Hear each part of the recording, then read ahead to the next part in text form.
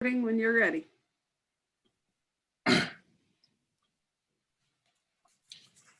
Okay. This is a Tuesday, March 9th, 2021 meeting of the Conservation Commission and Inland Wetland Agency by video conference. I call it to order and Alexis, I guess if you could give a roll call. John Mailing. Here. Ed Halowinko. Yeah. Steve Clockey. Here. Matt Pence. Present. John Levin. Here.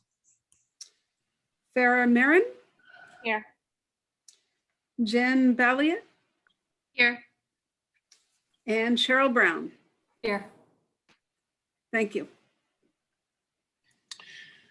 Okay, for receipt and discussion tonight, we start with S21-566 2 Wilson Avenue, the 6th taxing district in Rowayton, alteration and expansion of a parking lot with associated stormwater drainage management adjacent to a wetland and water course. We have an application, a written narration of the application and some schematics. The applicant believes this to be a significant activity, and that application has been filed. So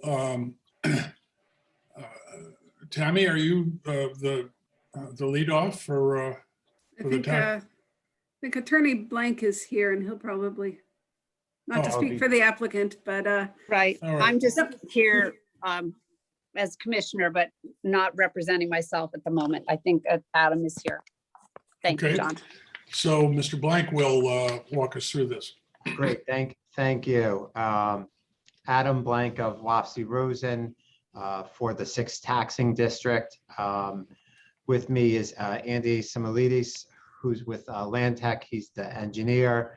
I'll give you a quick overview. Andy will give you a quick overview or presentation as well. And then Tammy, as you know, is one of our commissioners who's on this call, as is Mike Barbas, another one of the commissioners of the taxing district. I don't know if John Igneri's on. He may or may not be the third commissioner. They can answer questions you might have, but aren't going to give you any form of presentation tonight. If I can just share my screen. should be able to.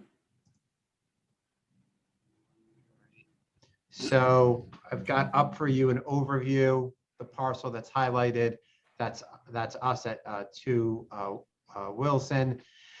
You will see that the parking area is just this upper left-hand corner of a much larger parcel. You've got Rowayton Avenue here. There's Wilson.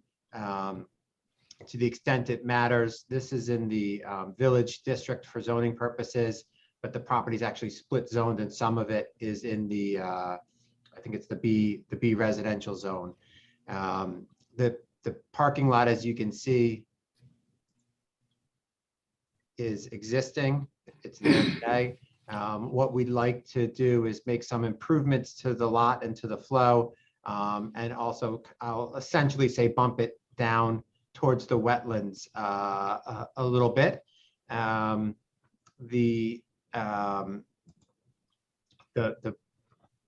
pulling up this is essentially the existing edge of the lot versus the proposed, and the dashed line is the review area from the wetlands. None of the work would actually be in the wetlands, but obviously some of the parking is proposed for the review area. First, let me just tell you why we're here, why the taxing district wants to embark on what's a fairly pricey project for them, and that's that there's a number of retail storefronts there on Rowayton Avenue. There's a dearth of parking in the area. And we're trying to keep cars from parking on the residential streets and also really provide parking opportunities so that the businesses along Rowayton Avenue can be successful. And they really, really need this parking, those businesses do. This is not a sort of for-profit endeavor by the taxing district. It's been free parking historically, and the hope is that you will grant the permit and they'll be able to offer additional parking for businesses and for the neighborhood. Andy will answer any of your real big technical questions. I'll just show you that on the proposed layout, we're changing. It used to have one big entrance and exit here. We're now having traffic cycle through this way. There's an easement here that allows traffic to enter and exit on Rowayton Avenue. That easement would remain with this proposed project, but obviously we'd be putting some spaces in the review area. There is a landscaping plan that we've got that Andy can talk to you a little bit about the landscaping to try to put in a really nice buffer here. The expansion of the lot results in the addition of about 18 new spaces. Let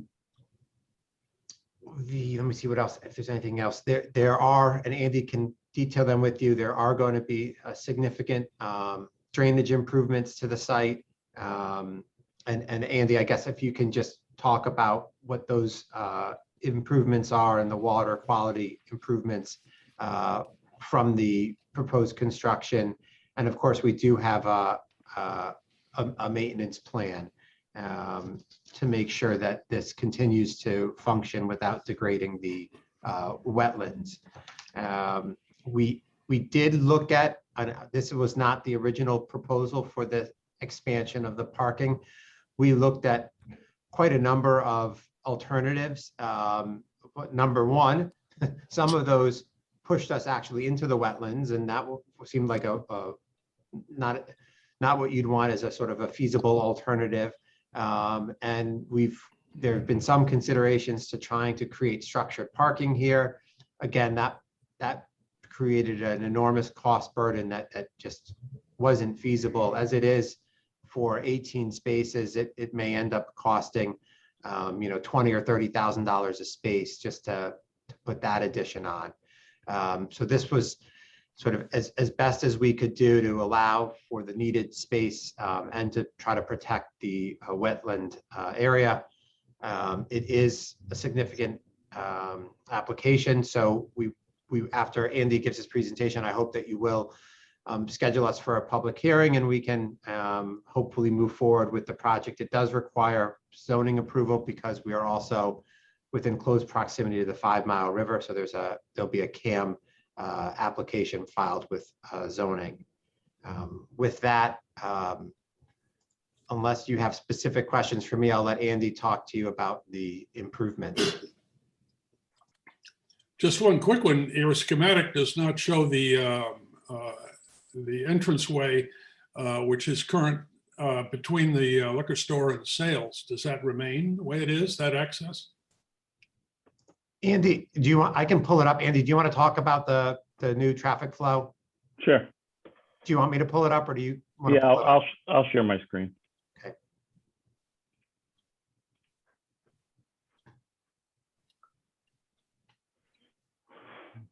Okay, for the record, Andy Sumalides, partner and professional engineer with Landtech in Westport, Connecticut. We were retained by the 6th Taxing District to look at expanding their parking lot.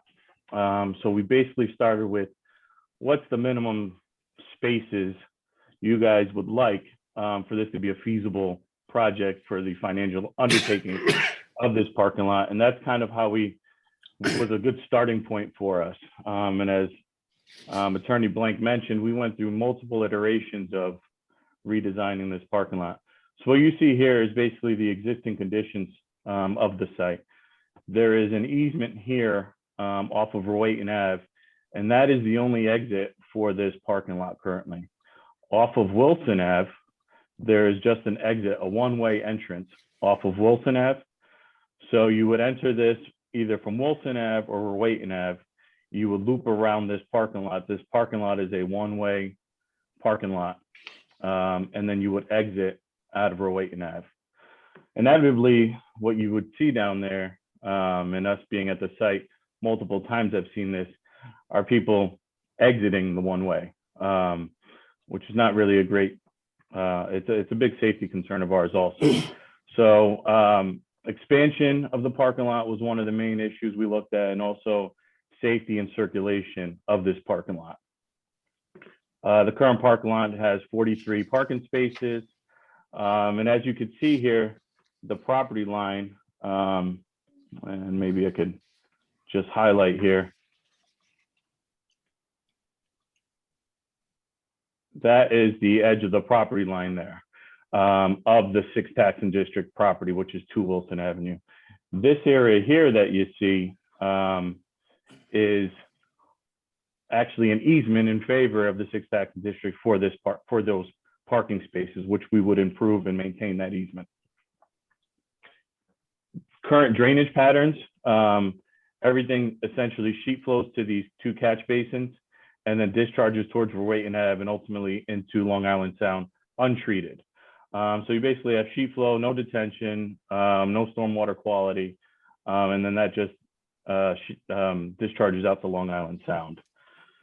There is an existing stone rubble, not a retaining wall, but more like a freestanding stone rubble wall along the eastern edge of the parking lot and between the parking lot and the wetlands.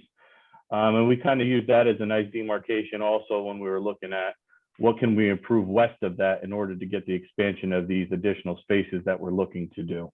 In this area, there is, within the buffer area, and you'll see better on the landscaping plan, there are about 15 existing trees within the buffer that we plan to take down. And we will replace those as a one-to-one. And I'll get into that when we go through the landscaping plan. So here, as part of our proposal, the new circulation, you'll still have this access from Wetland Ave, 2-way access, egress and ingress from Wetland Ave, and then you'll still maintain this similar access point, the one-way in from Wilson Ave. You would circulate this parking lot in a one-way fashion, and then be able now to exit off of Wilson Ave, where folks were looping through and going out the one-way in a do not exit scenario. We now provided an exit out onto Wilson Ave as part of this. The proposal now calls for 61 spaces, so it's an additional 18 spaces for this project. The existing asphalt area, the grades are maintained relatively similar. So what we're looking to do there is basically just mill and pave. So we'll mill, fine grade, and repave that section of parking lot. And then the new parking lot. So this section here is where you could see the edge of the existing parking lot. This is basically expansion, is an additional row of parking. And here we did parallel spaces to maintain some buffer here between the edge of the wetland and the eastern edge of that asphalt. Grades are maintained relatively the same with this proposed construction. I think we're looking at about a net 50 cubic yards of export on this project. And in terms of stormwater improvements, we would eliminate this basin now, as this all will sheet flow. A majority of this stormwater will still go to the catch basin on the southwest corner. The new impervious and a portion of the existing impervious will now get picked up by a new catch basin on the southeast corner of the expanded parking lot. The catch basin will be outfitted with an ultra urban sponge to provide TSS removals and some hydrocarbon removal, and then discharge into a rain garden, which will also provide TSS removal and also attenuate for that additional impervious area for the 25-year storm. We're adding about 5,000 square feet of impervious for this expanded parking lot to get the circulation and the additional parking. Where is the stone wall, the existing stone wall that basically functions as a a container. It's somewhat of, it's been filled in behind. Where is that in the schematic? The stone wall that runs, Yeah, do you see that? oh, where the red line is? Correct. Aha, That's that existing stone wall. okay, so you're gonna go right up to it. Correct. In this portion of the expansion, and then in this bump out here, and I'll show you one of the schematics we actually did. We actually had parking going 90 degrees this whole length. And to adhere to the, comments from staff and enhancing this buffer, we turned these spaces parallel spaces instead of 90. So we gave up 4 or 5 spaces and put in two parallel spaces in that area.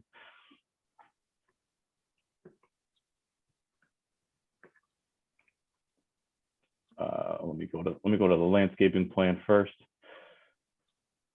So here's the landscaping plan. As I mentioned before, there are about 15 trees within the buffer. And I'll just highlight the buffer for you. This is that wetland buffer. So there's about 15 trees in this area.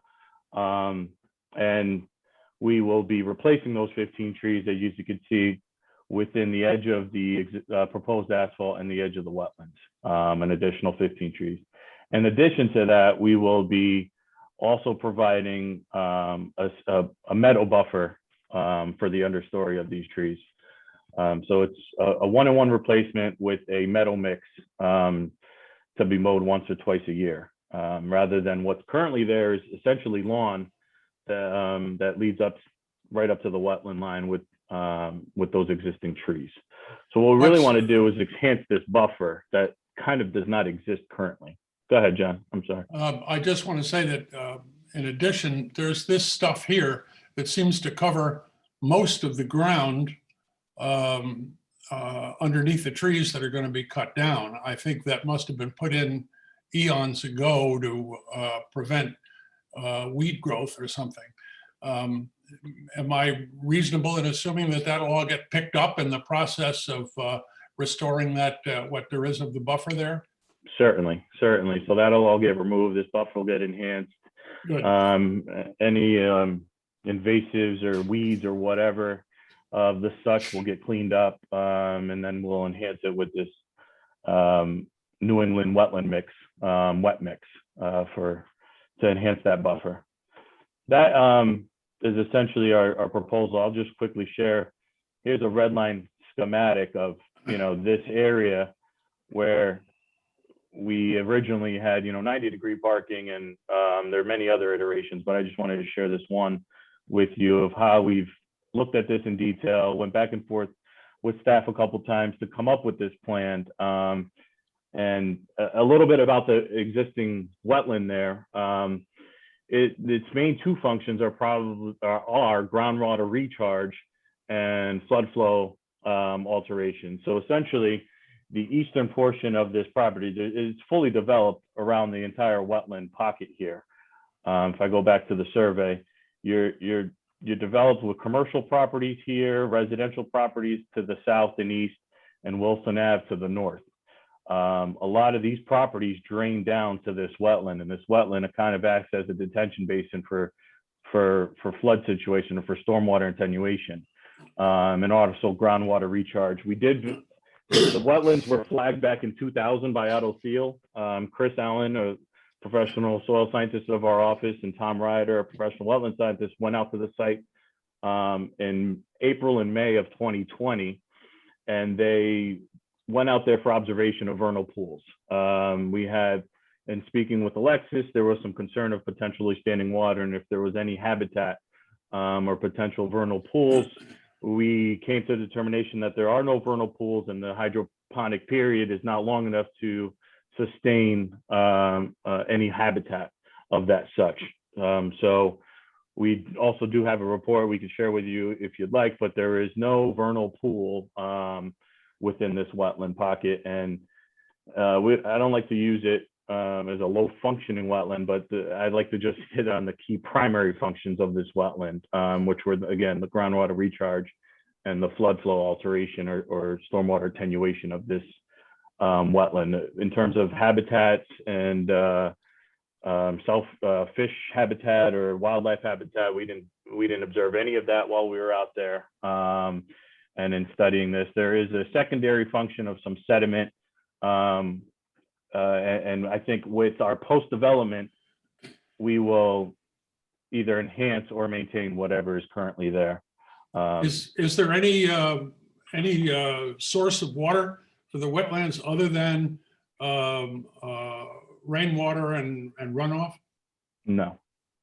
Okay. And the wetland drains towards the south, and that's the function of the wetland. It goes, the low-lying areas are further south, away from this development. That is maybe more than a nutshell our presentation for just acceptance. I guess we'll have to do this spiel again at the public hearing. But if any questions of you guys, more than happy to answer now, and get you any additional information or what you may need to move this forward. So Andy, if you could give us that report, that would be Sure. ideal. And then just resend the schematic that you had as an alternate site plan. Sure.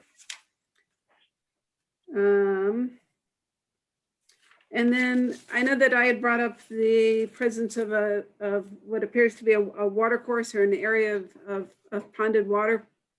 And I'm going to go out there again on Thursday to have a look. And I'm not too surprised that that Chris or Tom didn't find any evidence of a vernal pool, but I am curious if it still is a water course and should be noted as such. I don't think it really makes a difference as far as it's already a significant regulated activity, but just for consistency, Right. we'd like to kind of make sure that we're not dealing with a wetland and a water course as well. Sure. To add to that, and you'll see that in the report, when we went out there in April, there was 6 to 8 inches of standing water in various locations. And then when we went back out there in May, there was no standing water in those same locations or anywhere else within the wetland. Okay, so I'll look at their report and we'll look. I'll look on Thursday when I go out to the site again. Sure. I do have a question. Can you describe the size of the trees that are being removed? What their range and size is? It's just a little hard to see everything on the screen. Sure. So I think the smallest is 6-inch all the way to, I think the largest is a 26 inches, 126.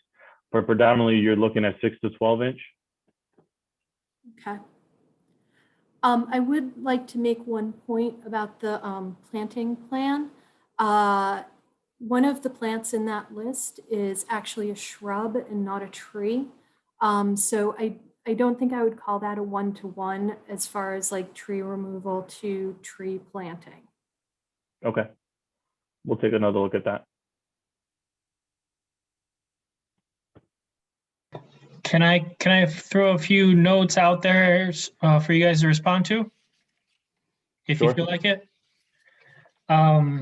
As far as the functionality of the wetland, I think we're sort of underplaying the value of flood attenuation and groundwater recharge. I think as a general rule, we want to reduce the amount of paved areas around our wetlands and waterways rather than increase them. This just the way I look at it. The 1-to-1 tree replacement at first glance seems fine, but I don't know that it's actually 1-to-1 when you consider you're going to replace mature trees with immature trees and you're disrupting the ground in the process. I appreciate the efforts you're making with the mitigation of the stormwater in the northeast corner of the site there. But I mean, really, I think I heard that the rest of the existing parking area, the grading doesn't change, and really all that, the 25-year storm designed catch basin addresses is the area that you're adding. So to me, it's not even really maybe it's a sideways motion. Maybe it's the pros balance out the cons. I'm not sure. But overall, I think I'm not trying to say that the neighborhood and the businesses wouldn't benefit from more parking. But I'm really not willing to, at this point, based on what I've heard, trade the functionality of this area for more cars.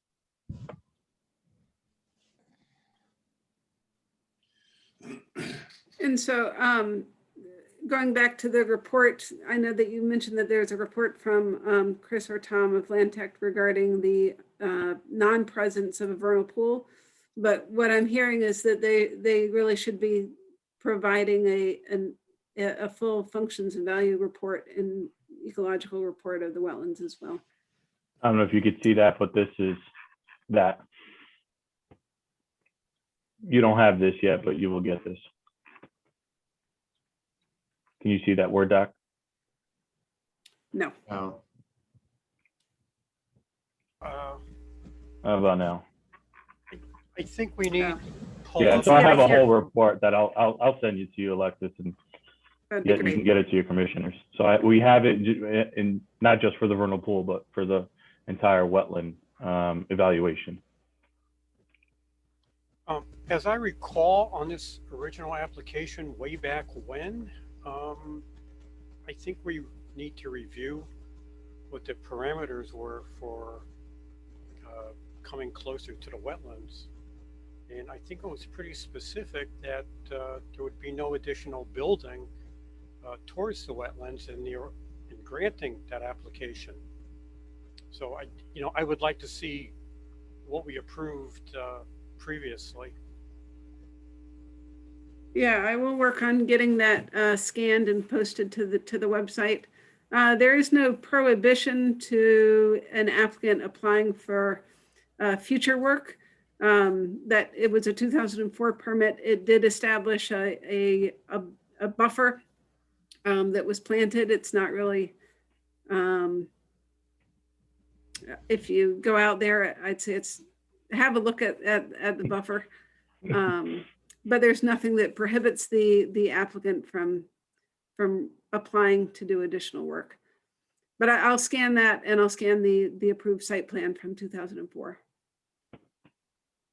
Andy, is there an option for the taxing district to use a semi-permeable or perhaps permeable surface on the parking lot instead of only paved asphalt? Yeah, it's certainly an option. I wouldn't recommend it in the drive aisles, but it's certainly an option in the parking space for the parking spaces for sure. Is that an option you've explored? And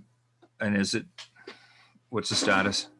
It is. It's just obviously a costlier approach to getting this done, but it's certainly something we can consider. If granting of this expands those parking spaces, we could talk to the sixth taxing district and see if we can add to the budget to make those permeable and this thing can get approved, we'll make them permeable. What's the current budget for this project? It's in the $300,000 range. Okay. Are you allowed to say the exact amount? I don't know if that's been 100% secured. I think the sixth taxing district, I don't know if Mike wants to jump in and answer some of the budgeting for this project. John, I mean, we don't have an approved project, so we don't have anything to put out to bid. We only had our annual meeting last week, and we did approve borrowing $300,000 for this project. But, nothing's set in stone, obviously, because we don't have an approved project, so we don't have anything to put out to bid. Okay. So, chicken and egg issue here. Understood. And just curious, what's the current use of this parking? And this is free parking, or you charge for parking, or how does the No. parking work?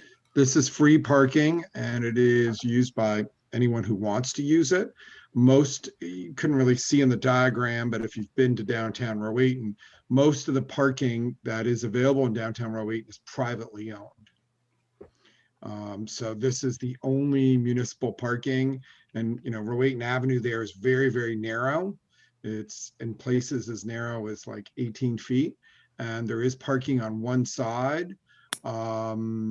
But it's very tight, and it's amazing there haven't been accidents there, because it's every time you get out of your car, you're like, am I going to lose my door? So I think a lot of people do like parking in these private lots, and our lot is full all the time. And if you recall, most of the storefronts there were empty for many, many years, and they've just recently had a change in ownership, and they're starting to put tenants in there. And so our parking lot is getting used 24/7.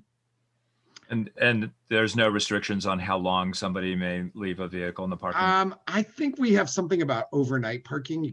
You're not supposed to leave your car overnight. That doesn't happen very often. We did have one, somebody was storing like a commercial vehicle there, and we finally had to be like, hello, this isn't what this is for. And I also, this was brought up, but since I have the floor, I'll just mention it. You should come see the current entrance. I don't know whoever thought that was a good idea, how that ever got approved off Wilson Avenue, but it's crazy. And all the traffic coming out of that lot then gets forced onto Rowayton Avenue, which, as I said, is crazy narrow. It's a state road. All this traffic coming off 95 that doesn't want to deal with the traffic on 95 comes through there, and it is really an unsafe situation. There is a sign on site that says no overnight parking, for whatever that's worth. Yeah, now I think we had to put that in order to enforce it, John, if I recall correctly. I mean, it hasn't been a huge problem, but it has been periodically an issue. Okay. Any other commissioners? Okay, then I think, thank you for your presentations. Alexis? So I was just going to add, it is a significant regulated activity. That means that a couple of things. One, the agency must hold a public hearing on the application. And then also the agency has to make the determination that no feasible or prudent alternatives exist that would result in a lesser impact to the wetland and watercourse. And that's why I had asked that they submit the kind of the schematic designs that they had looked at previously. So if you've made some comments, and we have some items that we've asked the applicants to submit, but I think that they could probably do that in the next 2 weeks, and hold a public hearing at your next meeting. Does that make?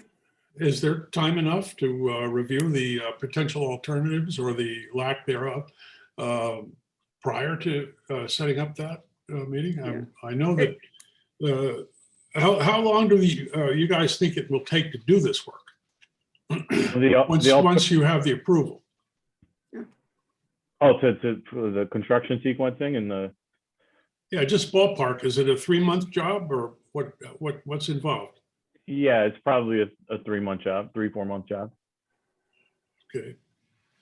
And John, just to highlight, because of the dollars involved, there's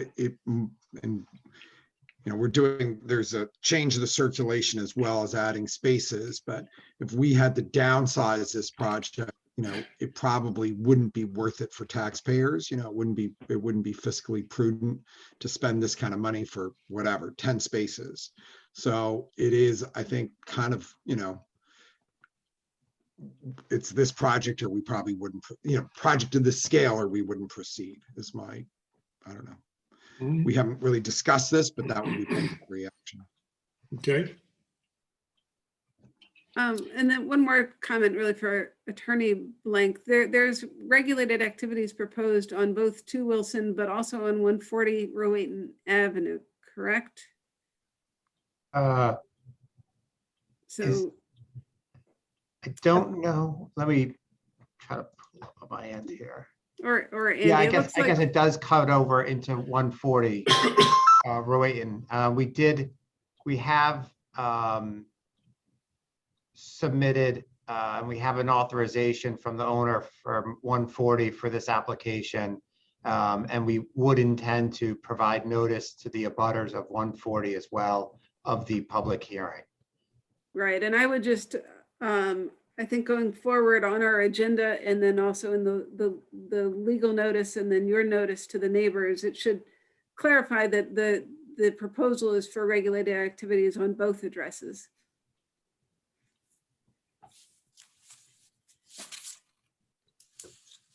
Okay. To cover all the bases. So can we get this all done in 2 weeks? It's pretty much all done now. The alternatives, the wetland evaluation and vernal pool evaluation, that work is, as I mentioned earlier, it's been completed. So we could submit that for the record and can get you that, yes, certainly within 2 weeks. I'm thinking by the end of the week. And get your mailings out?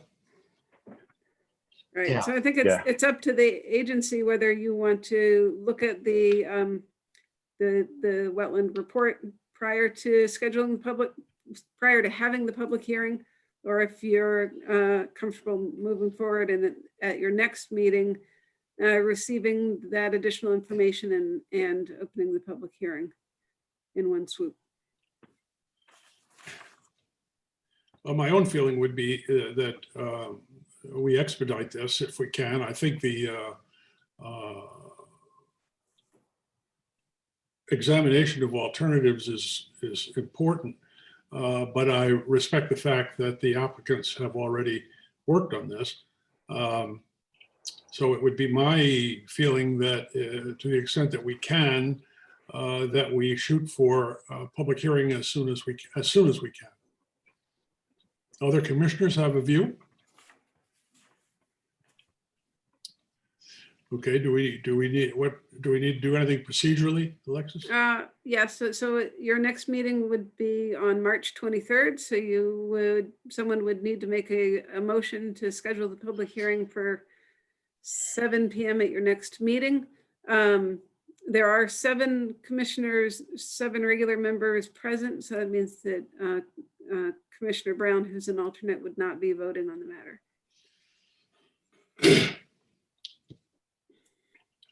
Does anyone care to make the motion? I'll make that motion to hold a public hearing 2 weeks from now. I second John Levin's motion. Moved and seconded. Any discussion? I guess we had better do by name, Alexis, to vote. Okay, and I'm sorry, who seconded? I didn't look up that quickly enough. I did. Yeah. Fair. Farah did. Okay, thank you. All right, Ed Hollowinko, Aye. John Mailing, Aye. Steve Clocky. Aye. Matt Pence, Aye. John Levin, Yes. Farah Marin, Aye. Jen Balliet. So Aye. sorry. Okay. All right, so it sounds like you have a public hearing scheduled for the 23rd of March. Thank you all. I will post the legal notice in the hour and I'll send you a copy for all the Thank you. details. Thank you. Thank you all. Thank you. Thank you. Thank you for your time. You're welcome and entitled. Moving on. Discussion and decision. We've got S20 562 761 Main Avenue.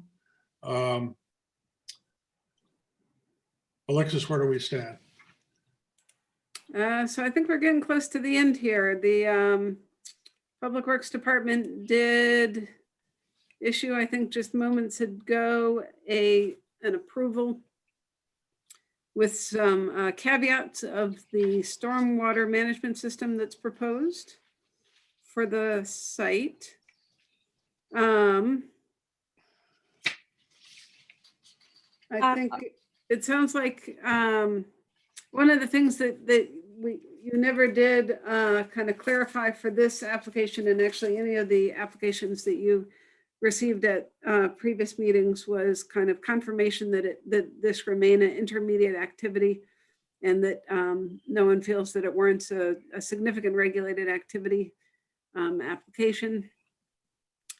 Alexis, are me and Jennifer disqualified from? Yes, you are. Thank you for clarifying. So any commissioners that were not seated when it was received are disqualified. So other than that, I don't know if anyone else has any questions. There's some new information posted on the city's website for pending applications, including the revised site plans, which were discussed at the previous meeting. Then their stormwater management plan, which currently just refers to, I think, up until next winter, but not in advance. But the Public Works review clarifies that such a snow management plan would have to be in force indefinitely. And the applicant has agreed to that. Is that not so? Yes, Yeah. that's correct. Right. Okay. So other than that, I don't know if you guys have any comments or guidance. Otherwise, I'll start drafting a possible resolution for approval for your next meeting. Commissioner Clockey. A question about the DPW response, questions and response. Comment 1, they basically are saying that they're not counting the infiltration, the biofiltration systems that are under the building. The response says the current site plan depicts 6 proposed rain gardens and landscaped islands along the easterly portion of the parking lot. Were those 6 added, or were they already there? Added to make up for the lack of functionality of the bioinfiltration under the building? Or were they just always there and they're being pointed out? Yeah, is Mr. Hughes available? He might be the best to answer. David, you're on mute. So who? Oh, David Hughes did Yeah, the storm. I can help answer that if David's having difficulty. So when we first designed the system, we did not include the islands. And then to just further enhance it, we had one of those lines that were the bio-retention systems. We had one of those lines under the building, and vegetation, wouldn't grow there. And that was part of one of the comments that one of the commissioners had. So in order to get a better diversification for it and to have the vegetation grow, we ended up including them along the islands. That was part of our last submission that we submitted.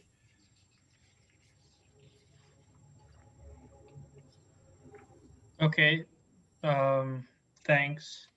And then comment number 2, talking about how the roof leader drainage system will connect directly in the storm drainage system. So was an actual calculation submitted to DPW for that? This is David Hughes. I think I'd like to just comment real quick. Mr. Commissioner, there was a letter that was distributed this afternoon around lunchtime or just after lunchtime. And I think you're reading the comments from 2 or 3 weeks ago. All those were addressed and we reviewed all those comments at the last meeting. So the letter that was distributed right after lunch today requested a few additional things on the stormwater management, also connection to the private sewer line, needed a written agreement from the owner. And these items were emailed to Alexis, I believe, later this afternoon. So the DPW had a few comments. They were addressed by the applicant, but mostly stormwater management maintenance requirements, some additional things that they wanted to have on there. Connection to the private sewer line had to have a written agreement. And then we also had to confirm that we were tying into the City of Norwalk sanitary sewer line. So those things were confirmed. And then there was another letter that was sent out about 5:30 from the DPW, which was quote unquote an approval letter. You're right, and that's being shared on the screen currently is the approval letter that literally just came in minutes before the meeting. And so that's not on the Norwalk CT.org website, right? Not yet. Okay, so what I was looking at was the response to staff comment that is on there. So what I'm being told right now is not available to us other than on the screen right now? Correct, but I can post it, as soon as the meeting is over. Okay. I try to do it now, but I'm not good at multitasking. No, I didn't know it existed, so I'm not Yep. badgering by any means. I'm just trying to make sure I'm not looking at. Those are trying to good make sure I'm looking questions. at the current stuff. Okay.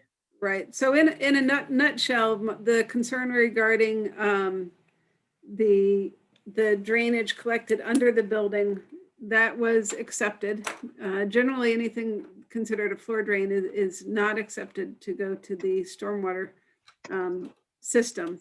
But because of the bioretention and the treatment of that water, Public Works agreed that it could be discharged under its standards.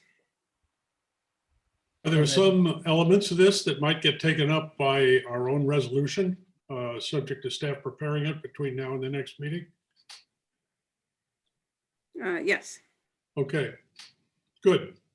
Because I think that permanent snow management plan is key, very much key. And it'll take some oversight, but that should be built in.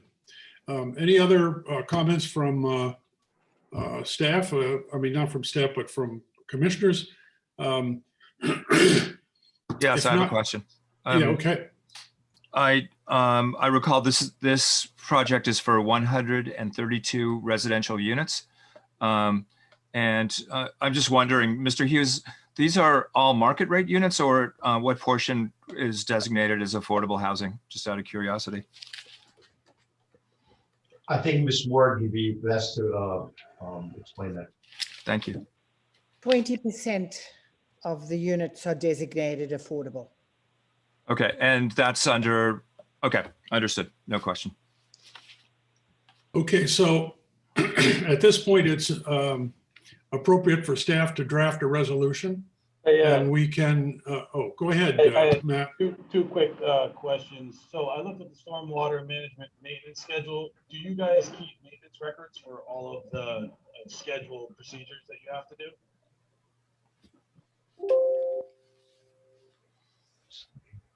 Could you hear me? I'm sorry, can you say that again, sir? Yeah. Yeah, I apologize. Do you guys keep maintenance records? I'm looking at the stormwater management maintenance schedule. Do you guys keep maintenance records for all of the scheduled work that you are going to be doing? Yes, we do. Okay. And matter of interest, the comment about the snow management plan being drafted for 21-22 is because when the construction goes into action, we anticipate having to modify that somewhat. That is the only reason. It is a permanent plan subject to modification when there's construction on site. Okay, and I was looking at the snow plan. What constitutes a major snow pile? We have a contract for snow plowing and it works on inches. And I believe that over 3 inches, we move into a different plan of action. Okay, so anything 3 and above gets, I guess it looks like you're moving it from the southern portion to the northern portion. Yes. And that's when it costs real money. Anywhere from 3 inches is where we spring in. You should realize one thing. This is very, very important to us as it is to you, because we have an LA Fitness Health Club there that operates at night.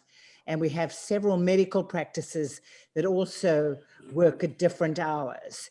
So this is a top priority for IPARC.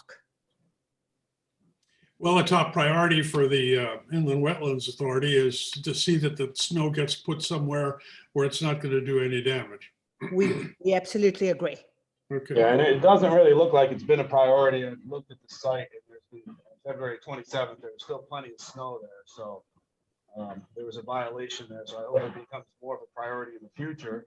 The other question I had was, I was looking at your letter, your original one, and it said that the units are unlike any others in the area, and you guys have a 20% lower parking requirement.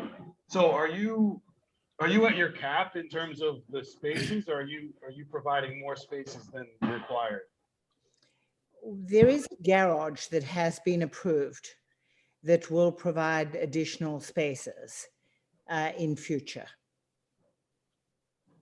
So the spaces that you're leaving on the south end, is that, I mean, are you going above your requirement? Or are you? I'm not sure I understand your question. So are you asking, do they have parking in excess of what zoning requires? So Yeah. for this project, they are not adding any additional parking. Correct me if I'm wrong. And then the parking garage that has been referred to is a proposal to be constructed in the future in Wilton. Correct. Okay, but I'm just curious, would they have the opportunity to scale back some parking if they wanted to? Well, this is a mixed use project, and so it complies with the mixed use criteria for parking. It's quite likely that many of these residents will not in fact have cars. That's been our experience with our Uno. And so at which point in time, obviously we would scale back any parking that didn't require to be used. We're not seeking to overbuild parking. In fact, that's another of our IPARC principles. And we fully intend having that discussion with planning and zoning, because we always try to build as little parking as we can. Okay, I mean, I'm just thinking if you guys wanted to increase the buffer between the river, you could potentially. Well, not right at the moment, the way this thing is cast, but that would be our first priority if it emerges that we don't need the parking. Okay, thank you. Thank you. So Matt, just for reference, the zoning information table is on the plan labeled overall plan SP1. Okay. And I have no idea what the status of zoning's review is, but it has a parking table and it tallies all existing spaces. It counts the proposed garage spaces. And then it has a description of all the spaces required. And I'm not certain that zoning has looked at that yet, because we've been in the Conservation Commission, and until such time as we move from here to there, I expect they haven't drafted all their questions yet. Right. So right now, at least according to the applicant's submittal, there are 33 additional parking spaces. To answer your question. Thank you.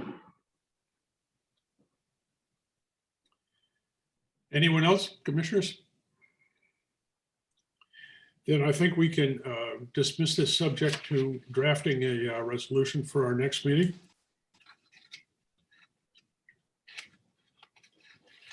Thank you all. Thank you. Thank you. Thank you. Thank you. Thank you. Have a good night. Thank you. Moving on to 4B, 57 Noah's Lane Extension. I'm not going to pronounce that right, so I'm just going to say Suad and hope that it's close. Installation of an on-site septic system, patio, shed, retaining wall, fence, and paths in and adjacent to a wetland and water course. I understand there's been some revisions since these folks came before us at our last session. Alexis? Yes, so let's see. There are 3 new things posted on the website. There is a revised site plan that seems to address a lot of your concerns at the receipt of the application. There are some photos of the site provided by the applicant. And then additionally, there is a report by the wetland scientist, Jim McManus, who flagged the wetlands on the site. So I encourage you guys to look at those. If the applicant wants to share their screen to walk through the revised site plan, you're more than welcome to. Yes, good evening. For the record, Abigail Adams, registered landscape architect, owner of A2 Land Consulting out of New Fairfield, Connecticut. Since our last meeting, let's see here. Since our last meeting, as Alexis said, we've submitted a revised plan set, photographs, and just a little while ago, the letter came in from the wetland scientist. Let's see, I'm gonna move to the next plan because we don't need that. So the major changes that have happened since the last meeting is the removal of all of the fencing that we had located in the wetland area around the back perimeter and side yards of the property. So right now we're just proposing the fence along the front, the sides, coming down and then ending where the boulder wall starts, and then it would be a railing at the top of the slope of the boulder wall into the shed and then across, and then again the 7-foot high board fence would come along the property line. So nothing in the wetland area. The second major change is the removal of the stepping stone path through the wetlands. We heard you and we understand your concerns related to that, so we have removed that. In relation to the shed, we have taken a look at that, and in relation to property setbacks, need for the septic, and then the tightness of the property with the existing trees over here, this really is the only location for the shed. So we have slightly reduced the size. Previously, we were proposing a 10 by 16. We've reduced that to a 10 by 16 shed. I'm holding the front line here, and then I've reduced the 2 feet, pulling it farther away from the wetland area. And then just a touch here. So slight modification again to the planting plan as a result of removing the fencing. What we've done is we've proposed adding some additional evergreens along the back of the property and the side yard here, so that we could really get the visual and physical barrier between the neighbors. And hopefully the photographs that we have submitted really show the quality of the existing wetlands and the buffer, and how what we're proposing really enhances what's happening out on the site.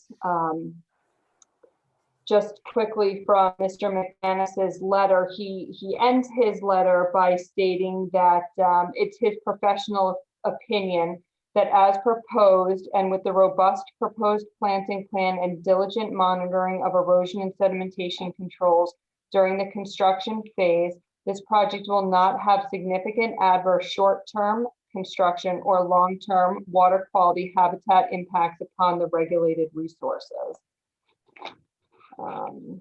So Maybe, is it possible to perhaps put up 1 or 2 of your photos? Absolutely.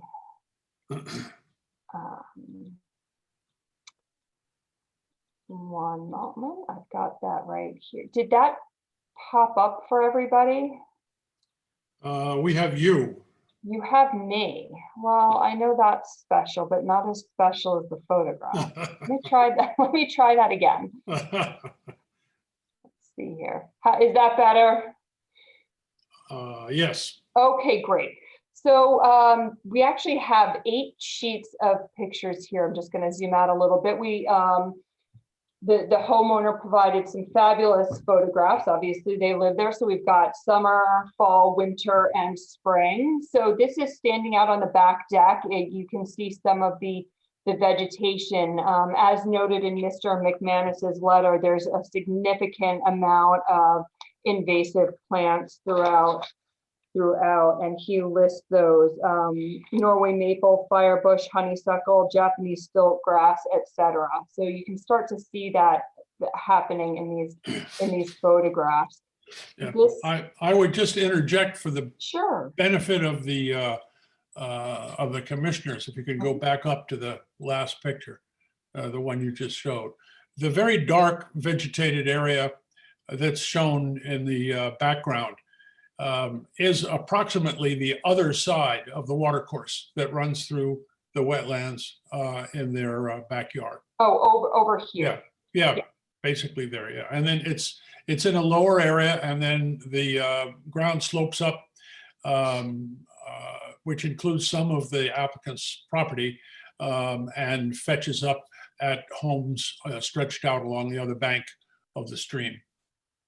Yes, Thank you. I just wanted to point that out. That's great. Thank you so much. And as you'll see, as I scroll through some of the photographs, there's an existing play structure that was on site before my clients purchased the home, and there's also remnants of a fire pit. So currently they do not actively use the wetlands, but it was previously used actively by the previous homeowner.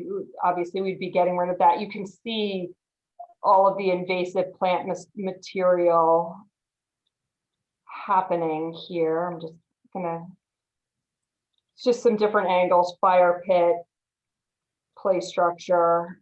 In the fall, you can see what's happening. You can start to see the house, the neighboring house at the back of the property. So are we losing those big healthy trees right there? Or are they there right now? This tree, I believe this was the large elm that was removed that actually was dead from Dutch elm disease. No other trees are being proposed to be removed.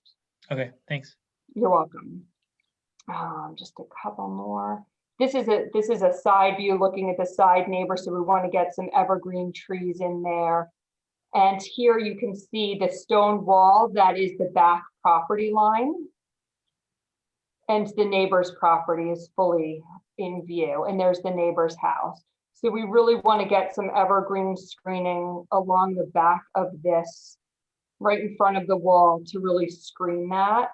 And as you'll see in Mr. McManus's letter, he notes that the addition of all the evergreen trees is extremely beneficial for the avian wildlife.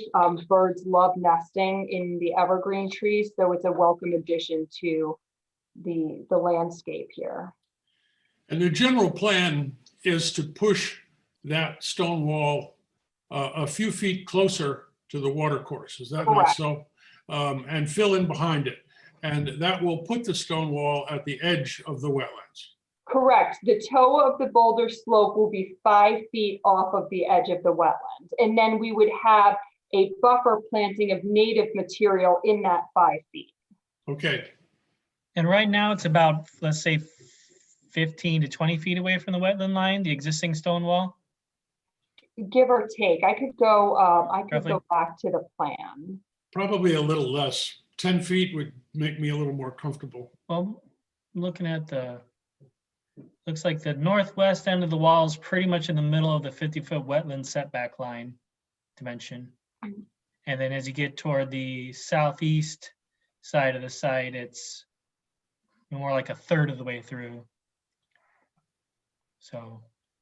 Yeah, so currently the wall is at the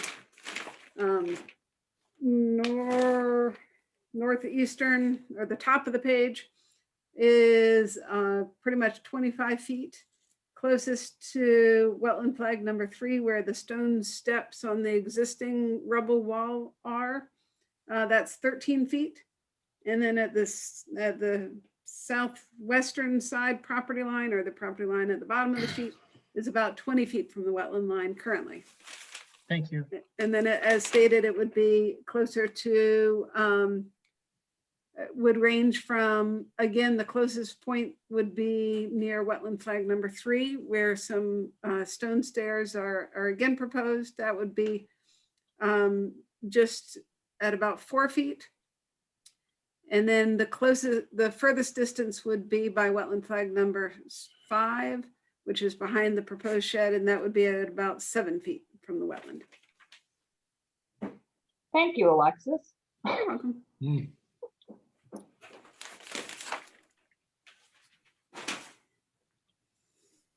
Abigail, did you have more? I do not. I do not. Those were the changes. So could I ask a question about the JMM Wetland Consulting Services memo? Yes. So on the first page, he's talking about how the densely developed suburban setting is affecting the watercourse and associated wetlands. I mean, I'm still a little concerned that we're going to be doing that by pushing, you know, the developed portion of the site even closer to the wetlands and watercourse than it is currently. And as I understand it, there is a septic system back there. You know, that's in the proposed plan. It's about a third of the way from the house to the newly proposed retaining wall, and it seems to be within where the current wall is.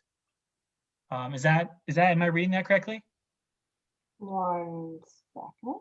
I'm just going to switch. I'm looking at. So this is the proposed septic system here. Yeah. And then directly to the right of that, those lines, that's the existing wall, right? Right about there. This is where, yeah, these are the contours only, but this is where the existing wall is. Right. And then of course you got a new wall to the other Yes, side. yes, there's room now, but there are health department guidelines that the wall needs to be set off a minimum of 25 feet from the septic system. So there's health guidelines too. So if we start pushing the wall back, then the septic has to start pushing back closer to the house, and that impacts the other development. I definitely understand your point with the fact that we're pushing into the buffer. However, we are significantly improving and enhancing the quality of the wetland and the buffer that we have right now. By means of the new plantings. By means of the new planting, getting rid of the invasives, etc. How does that affect the wetlands potential for storing, you know, rainwater, backing up of the waterway, watercourse, etc.?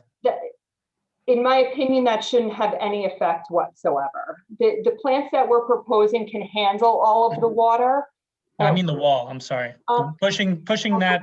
So now there's a hard wall basically between what's undeveloped now and the wetland as it's meant to be, and then the lawn. And so what we're doing is we're narrowing that buffer between what's developed and, you know, we're kind of taking the watercourse and the wetlands which were like this, and we're squishing them up a little bit, at least on one side. Sure. I don't know if the homeowner can actually maybe answer the question as to how far the water comes back. I believe that it fills up mostly to the wetlands line, maybe a little bit higher than that. I don't know if it goes to the existing wall right now. I mean, if we've lived here for about 6 years, it doesn't come up anywhere. Let's say half the distance to the wetlands line and the watercourse itself. But we've had some big storm. We had a tropical storm this year, so we haven't seen it come up at all. It has come up. I would say it has come up, but not near like half the distance between where the wetlands line is. Oh, fabulous. So it's sort of running in this area here. So we've got the. Well, no, I heard that it came up to the wetland line is what I heard. Is that not right? I don't think. Came up to, where does it come up to the wall, the existing wall now? How close did it come to that? I'm explaining to you that based on the diagram we're seeing right now, the illustration, right? It comes up. If the existing wall is that line there, it's really between the the new wall, right, and the water course. So Okay. halfway between that. Space between that. Okay. And this was during the tropical storm. I can say, Steve, just a few days ago, I visited the property alongside Jennifer and Farah, and we had a chance to look at this overall wetlands area, not really including the stream, which seemed to me to be robust, but looking at the surrounding areas both on both sides of the property. And I think that one could comfortably handle 2 or 3 feet of fresh water out there. It's a monstrously large piece of property. It obviously moving the wall constrains, but at the same time, there's a huge amount of open space that has very little growth on it. Of course, that's partly seasonal, but on the other hand, it's so wet that it looks like it's been used as a sink for a very long. It's functioned as a sink for a very long time, and it was encouraging to see how broad and wide that area was. And I would encourage Jennifer and Farah to jump in if they want to just mention what they thought. Well, that satisfies me. I haven't had my eyes on it on site, so that's exactly the information I was looking for. So my only reservation at this point is the shed. Like, how do others feel about the shed within the upland review area?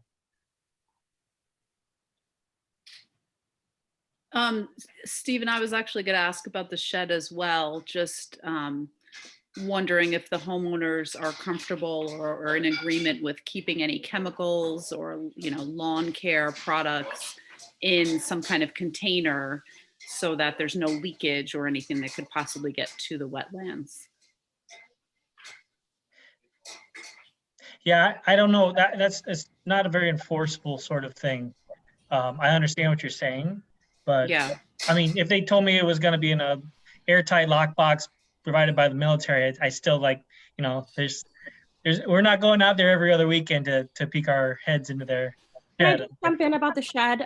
So Alexis, you had mentioned that there are these pads that the homeowners can purchase where to have them installed at the bottom of the shed in order to prevent runoff. Can you expand a little bit on that? And perhaps that can right. So there had been some discussion regarding sheds and what they store, and so yes, there are certainly some materials that one can install that provide some sort of secondary containment or a spill and drip protection. I think it goes back to Steve's concern of enforcement. So you can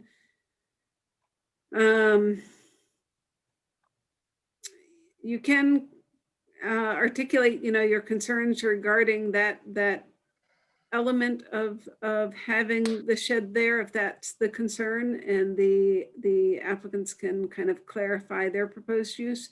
It is, I'd say, something that would be very difficult to enforce, like when they sell the property.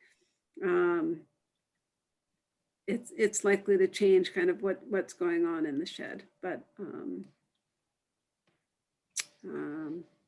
so I don't know what to tell you. But yes, there are pads that can be installed to further reduce the chance of any pollutants going into the ground. Yeah, I think that Ed Holowinko said, and maybe is about to say again, that there are coatings that you can put on the floor of these sheds that do at least a partial job of retaining spills and guarding against, toxic losses. Yeah, I was going to say that, even with, coatings and whatever, it's going to be a problem. And the shed is really a deal breaker. Like, it would just be so much easier trying to approve this plan if it wasn't for the shed. you know, I think we can live with the wall being moved and, you know, the plantings and the fence being gone. But, you know, how do we enforce, you know, chemicals not coming out of the shed? It's like, no, we can't do that.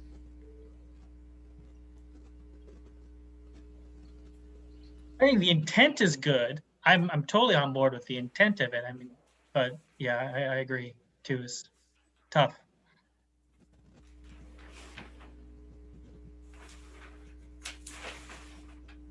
I'm having a hard time with grasping the difficulty of this shed. I mean, it's a small residential shed. I mean, the clients want to be able to use their property. We're trying to do this the best and most respectful way, but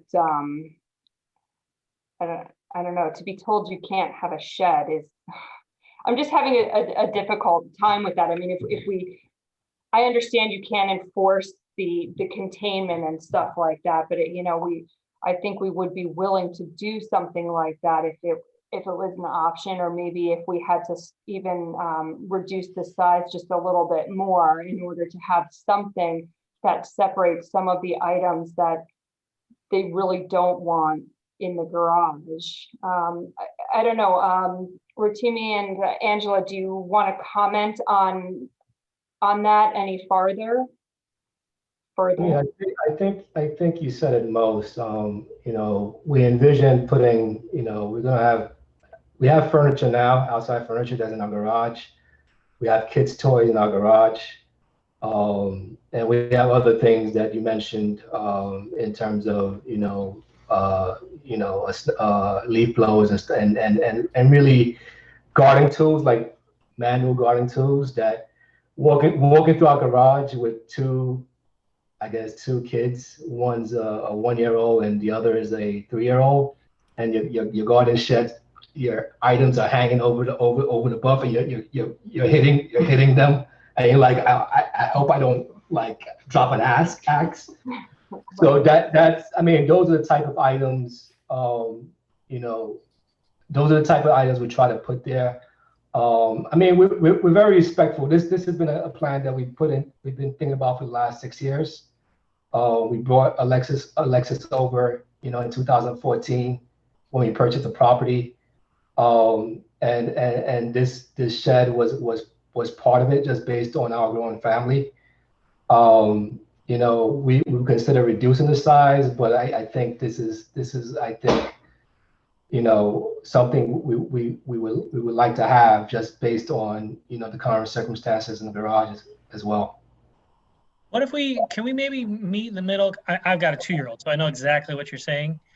What if we kind of like, I would feel better if there's just a little bit more room between the shed and the wetland line. So what if that northwest portion of the wall, our septic kind of veers kind of back to the south a little bit? What if the whole wall and the shed, everything just kind of scooted back another 5-10 feet, something like that? When you say the whole wall, what are you talking about? Well, I mean, maybe not the wall itself. Abigail's drawing right now, so maybe this is sufficient. I'm just trying to buy a little more room. So, like, if there was over time a bag of whatever sitting there and it's rotting away, and you guys have sold the house, and the new owners aren't paying attention, we're already a couple feet up, right? Because the retaining wall is raising us up there. So there's dirt to catch whatever is soaking down in. Right. What if we also could scoot it farther away from that wall to give our wetland a little better chance of having the stuff? Hopefully it's never there, but if it does, leak out of the shed and whatever, we give it more of a chance to not wash over. We let it kind of infiltrate and I don't know. I don't. I'll let Abigail speak up, because I don't know. I'm looking at the septic as well. And I don't know what and I'm talking as a novice, so I'm not. That's a good question. I think that if we rotate the shed, and if we start the line here, that's shifting it 5 additional feet back from the wall, and it's going to be on a gravel pad, so there's no footings or anything like that, so that shouldn't be an issue with the septic. I think we could be okay with that. So we could probably do, you know, maybe it's a 10 by 14 or something like that to give ourselves some room and to shift it over a little bit. And then I could beef up the buffer planting that's happening on top of the wall here. I did put some planting between here, but here we can beef it up even more. And then we could just pull the railing so that there's still some lawn area here, but that becomes a much larger planting area and shifts it away from the wetlands. Well, that sounds promising. That makes me feel a little bit better. I mean, and we're not trying to be, you know, draconian about this. We'll try to meet you in the middle here, but that seems like a reasonable attempt to me. It's not perfect, but you know, again, it's your property. We don't want to keep you from using it.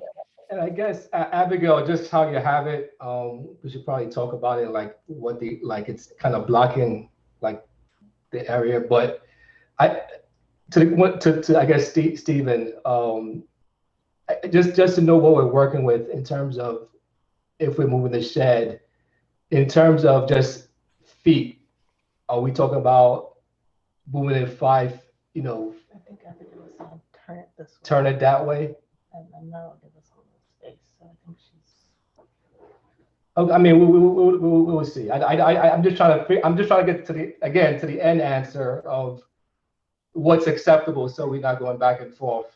There's no scientific answer, unfortunately. It's just sort of like, you know, I would assume that most commissioners don't want a shed in the upland review area at all. So what we're just trying to do is find whatever the best middle ground is that we can agree on. I'm not sure that that's a fair assumption. I'm a little bit confused about, you know, what is it that's so special about a shed that makes it more dangerous than not a shed. You know, Yeah.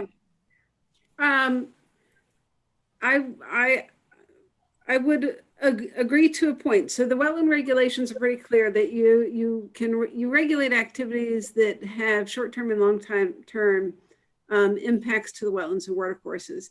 But that doesn't mean that you can kind of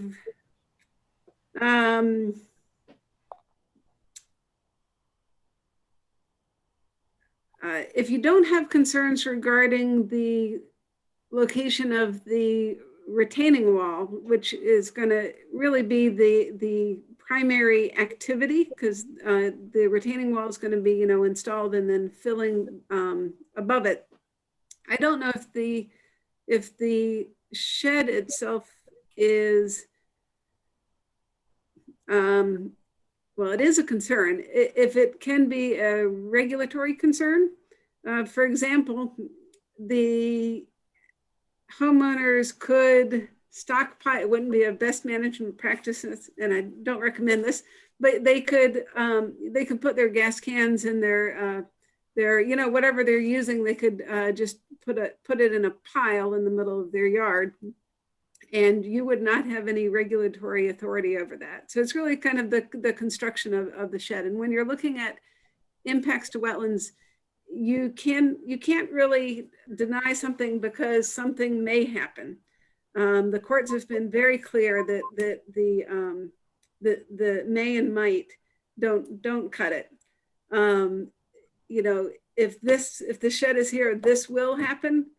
If you can make a "this will happen" statement, then you're golden, and you can go for it. So we are in kind of a definitely a jurisdictional stretch, I'd say, at this point. So I would say I would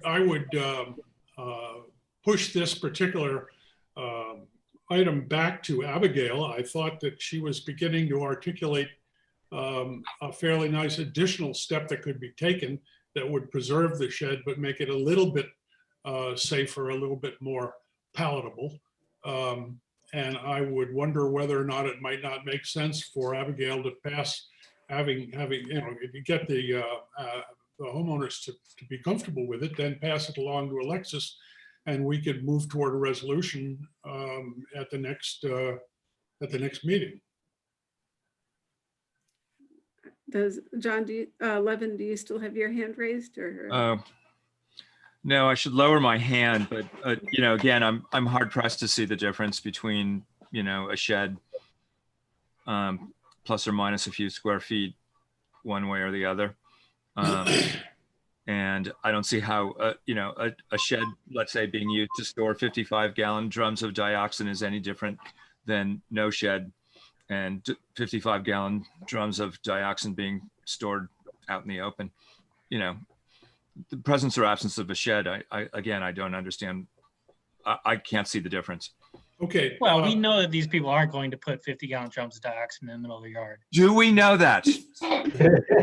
As we know that, as much as we know that there could be nasty things in the shed too. But I hear exactly what Alexis is saying about what we really can comment on. So maybe I'll backpedal a little bit. I just thought, maybe it makes everybody feel a little bit better if it was far from the wetland. But like I said, there's no scientific rule. So I was just trying to figure something out, Putting the shed to one side, do commissioners have comments on the balance of the proposal? I find the revised site plan to be preferable to the previous site plan, and clearly, invites more favorable disposition. There is one comment that I have regarding the site plan. When I visited the property and determined where the new retaining wall is going to be, there is a tree very close to where the retaining wall is. I'm trying to explain which tree I'm referring to. I think it's yes, exactly. Thank you. So yeah. I had a bit of a concern that the retaining wall would seem to be almost on top of this tree and block it. I was wondering, it would be more comfortable for me if it was pushed back a bit from that tree. And by a bit, I mean at least a couple more feet, 2 more feet. Are you concerned about the roots and under that portion of the canopy being suffocated? Yeah. Or damaged? I am. And also with wildlife, I have a bit of concern. I'm still learning, but it seemed too close to me.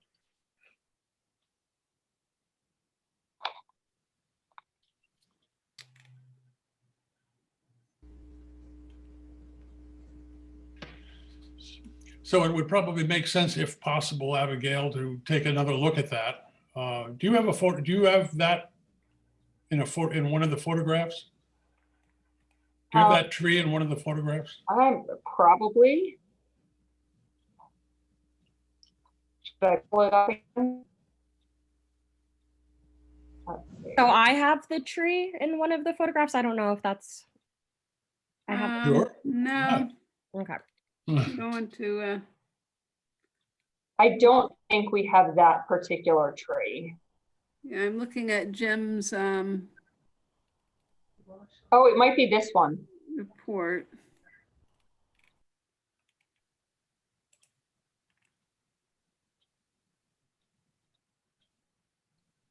Nope, it's not that one.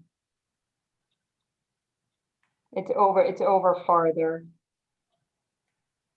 I don't know if we have a. It is the one closest to the playground. Right.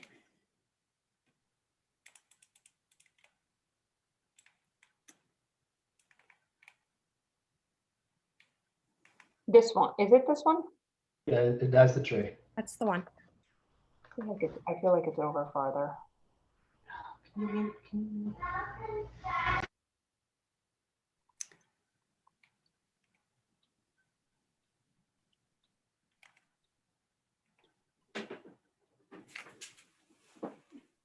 Go back to that picture you just showed. It shows a better angle in terms of where the current wall is.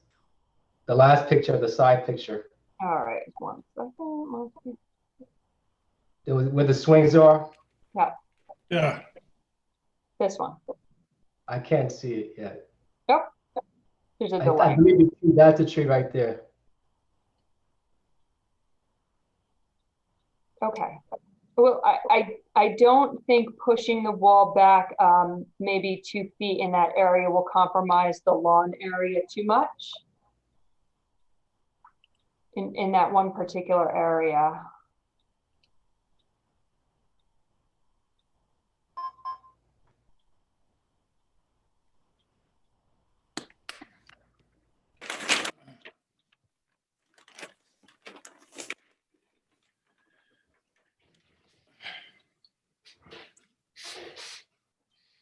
No, I don't think that's the tree. I think the tree we're just looking at in the picture is this one because it has another one right behind it. So I don't think we're seeing this tree in those pictures. I think that's a tree, Abigail, because that tree is near more closer to the water course. And I know that tree right now, if the commissioner, you should remember the tree is near the swing set. Right. So the tree in the picture was this one, not the one near the wall, correct? The tree in the picture should be the one that the commissioner is referring to. Okay.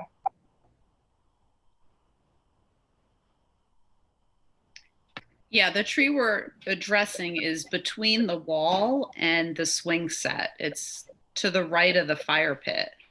Right. Yeah. Right. So that's the tree, and that's the tree in the picture. Yeah, so we wouldn't, if we pulled this back a couple feet, that really doesn't compromise the lawn area too much, if that sounds acceptable to you guys.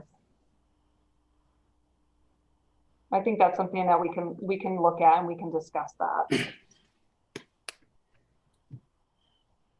I think we would just want to see that looked at and yep. I can do that. And pass along to Alexis enough information so that she can see how it was addressed. And then we can get to a draft resolution quickly if that can happen quickly. Absolutely. Okay. That would be great. Any more concerns, commissioners? In which case, we thank you guys again. Would you do me one favor before leaving and just pronounce your last name for me so that I could get it right? Names matter.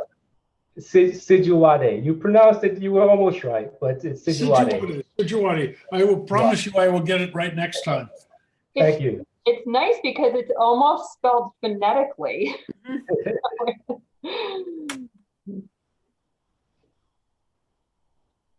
I have it on. I'll never forget it. Thank you guys very much. We'll be in touch. Thank you so much, everybody. Have a great night. Moving to S21 564 Bonnybrook Road, Norwalk Public Works, rehabilitation of the existing bridge. Mr. Chairman? Yes, sir. Could I move to amend the agenda to add the requested waiver for the application filing fee for S21 564? Indeed, there's a motion. Do I hear a second? I'll second it myself. Any discussion? All in favor? I think we can do a voice vote. In favor, say aye. You're looking to waive this fee. What are you looking to waive? The full fee? What we're looking to do is to introduce the topic of a adjustment of the, or I should say, a discussion of the Department of Public Works request for a waiver of the filing fees. Got it. Okay, that motion passes, so we can discuss that. I think we have in the past agreed that it doesn't make any sense for the city to take money out of one pocket only to put it in the other.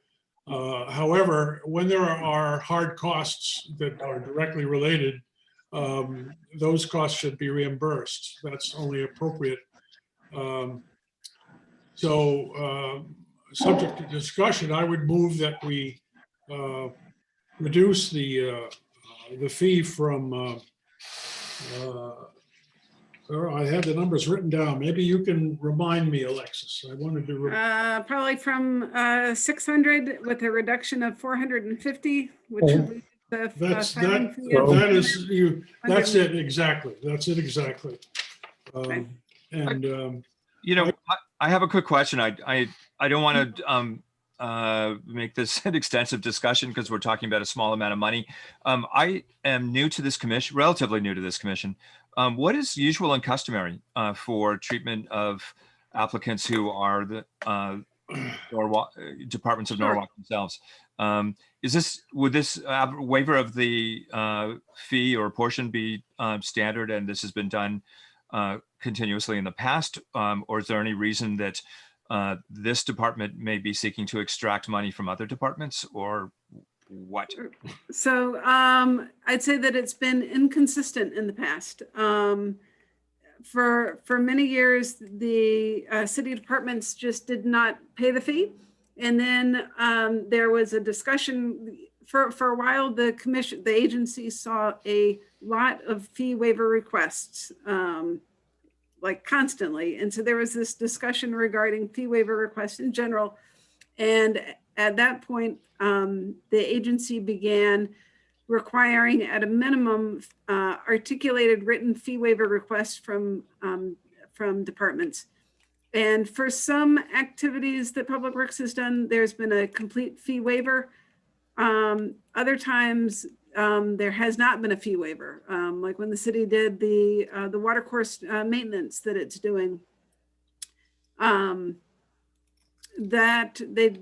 Public Works ended up not requesting a fee waiver there. The mechanism for fee waiver is laid out in your regulations under section 18, talks about fees. And then there's this whole section H that talks about fee waivers.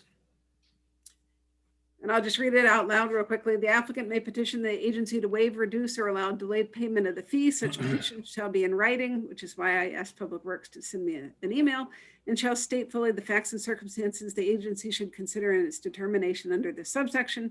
The agency may waive all or part of the application fee if the agency determines that, and you have two choices. One, that the activity applied for would clearly result in a substantial public benefit to the environment or to public health and safety, and that the applicant would reasonably be deterred from initiating the activity solely or primarily as a result of the amount of the fee. That's kind of a high bar. So you get kind of credit for having a public benefit, but the waiver has to do with that you wouldn't do that public benefit because you can't afford the fee. Or two, that the amount of the application fee is excessive in relation to the cost of the city for reviewing or processing the application. So the fee is set in the same fee schedule. And there is a base application fee for intermediate activities, which is $510. And then for each permit, we have to put a legal notice in the Norwalk Hour, which charges us $90. And then additionally, every time we issue a permit, the state of Connecticut takes a $60 land use fee out. So for each permit that is issued, there are certain costs calculated with reviewing and administering each permit. And some of those are staff costs. But as Chairman Mailing mentioned, some of those are hard costs or costs that the Conservation Commission office pays out. And those are the legal notice fee of $90 and then the state fee of $60. And that comes to $150. So I don't know if that helps clarify. I sent you an email from, I think, Mr. Sotnick from the Public Works Department. I don't know if his email directly kind of refers to the regulations, but I think there's the implied suggestion that the fee is excessive compared to the to the overall city resources that will be watching the project be implemented. John and Ed, correct me, but historically, everything has a fee according to the schedule. Everybody's treated the same. If somebody requests a waiver, we look at it given the circumstances and assess each one. We don't have any kind of a policy about city departments or anything else. But we try to look at each one as it comes through. Isn't that kind of it, Ed? You know, as Alexis pointed out, over the years, it's been, you know, the city know, we take money from one city agency to put it back into another city agency. It was kind of like, didn't make a whole lot of sense to do that. And it's been on a case-by-case basis, and I think we're just trying to get to a point where we're just trying to make sense out of this. That makes perfect sense. But if we were to view this applicant as we would any other applicant that were, say, not a city department, the request for a partial fee waiver or a fee waiver would be simply, we'd like to save money. And that's the primary purpose of the request? Yeah, basically. And usually most applicants that are not city agencies are usually turned down. Understood. So, I mean, I can't, other than the fact that the city neither gains nor loses money from as a result of the response to this waiver request, I don't see, I'm not aware of a reason why this applicant, all things being equal, would be treated differently than a non-city department applicant. Well, it isn't, except for the fact that, you know, we're evaluating each one as it comes along based on, I mean, we get requests for waivers on the basis of, you know, my cousin has chilblains and it's really, you know, costing me a lot of money. And we evaluate that as fairly as we can. Okay. Okay.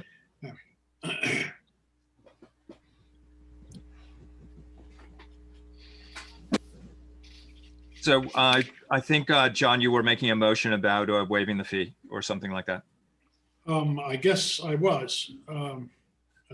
I move that we reduce the fee from the $600 that would normally be to $150, which is our out-of-pocket cost in our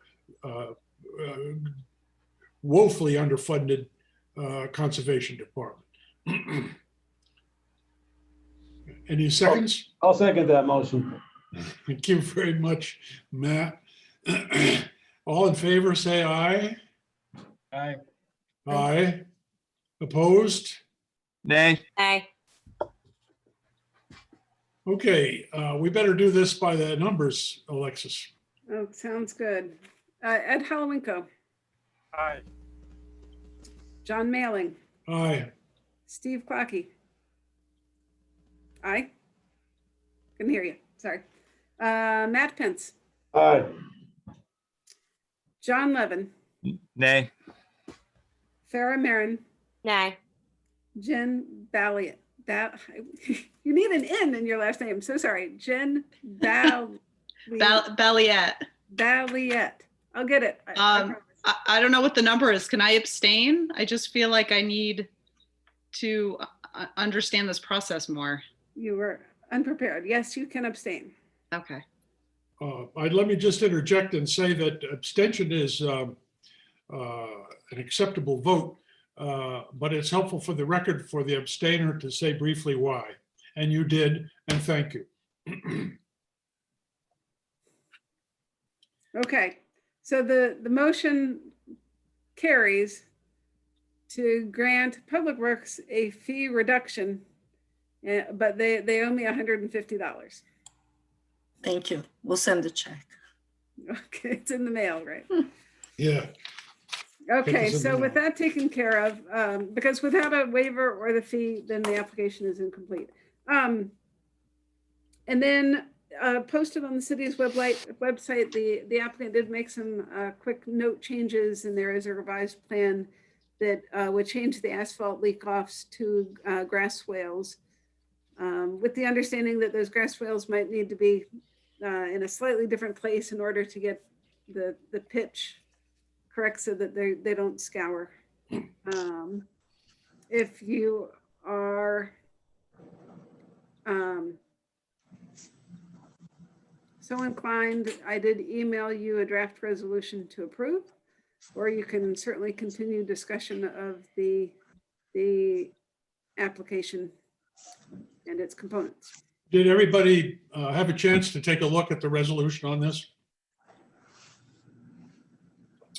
Okay, on the presumption that pretty much everybody did that wants to, I would move that The commission approve item S21-564, Bonnie Brook Trail Bridge Rehabilitation, Repair of Bridge, Wing Walls, Culverts, and Stream Bed and adjacent to a wetland and water course, subject to staff's memorandum dated March 9th, with various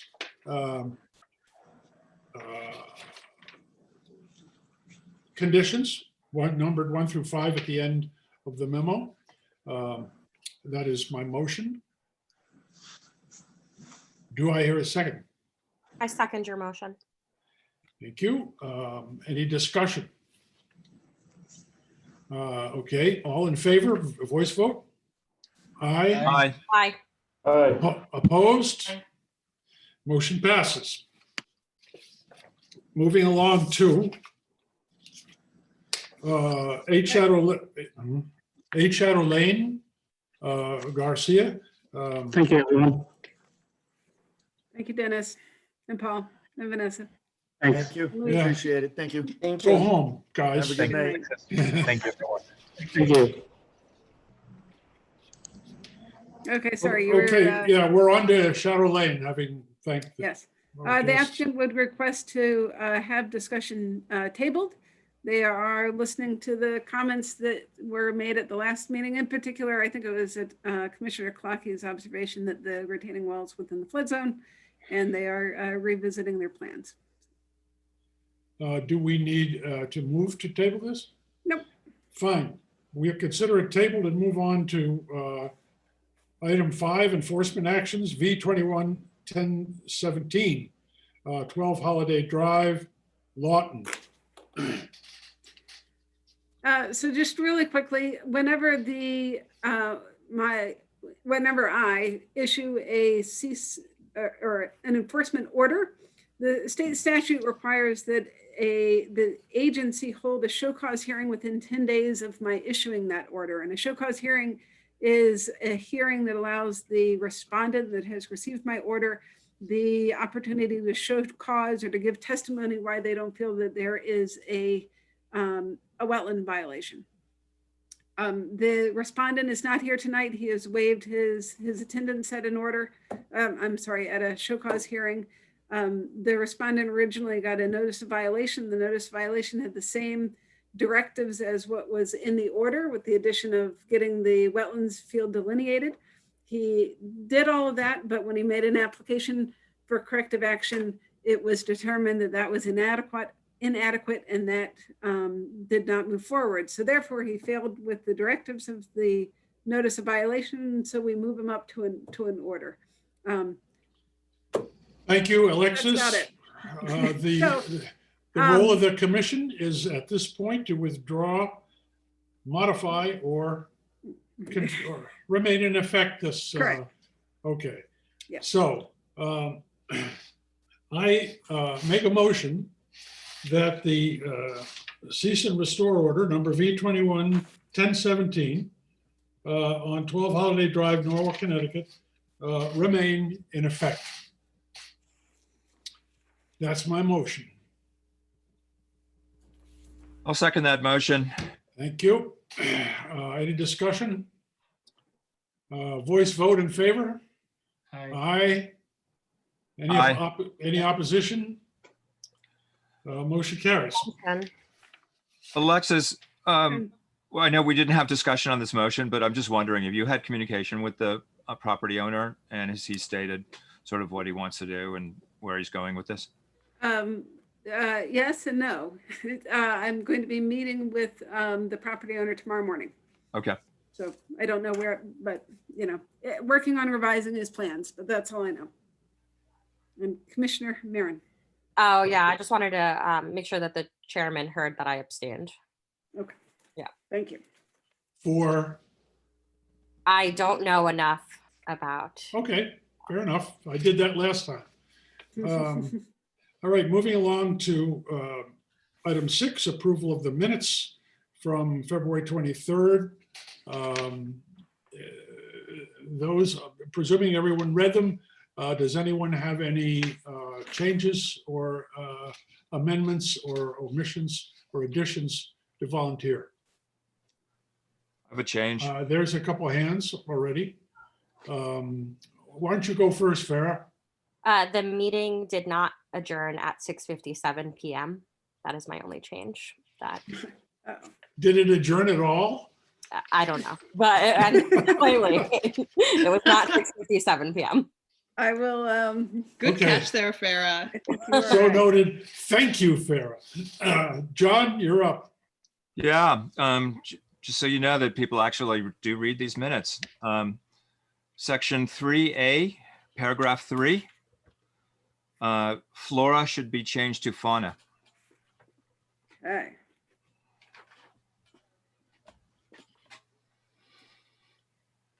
Excellent. Anybody else?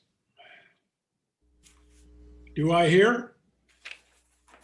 I move to approve the meeting minutes with the aforementioned edits. I second your motion. Moved and seconded. Any discussion? All in favor, verbally? Aye. Aye. Aye. Opposed? Motion carries. Moving to number 7, Open Space Fund request. Recreation and Parks Department. There's been some paper on this, and presumably everybody's had a chance to read it. We rarely function as a conservation commission, but we are functioning as one now because it is our duty not just to recommend, but to authorize expenditures from the Open Space Fund. And an application for the sum of $25,000 has been made by the Department of Public Works. And it is up to us to evaluate and determine what our position is on that. Alexis, how'd I do? Fantastic. There. So before we have Mr. Nick Roberts, who is the Director of Recreation and Parks, speak, I just wanted to let you guys know that the Open Space Fund is found in the city code, and I can send you the full link if you want. It's on the city's website. It's under the Conservation Commission in section 35 of the code.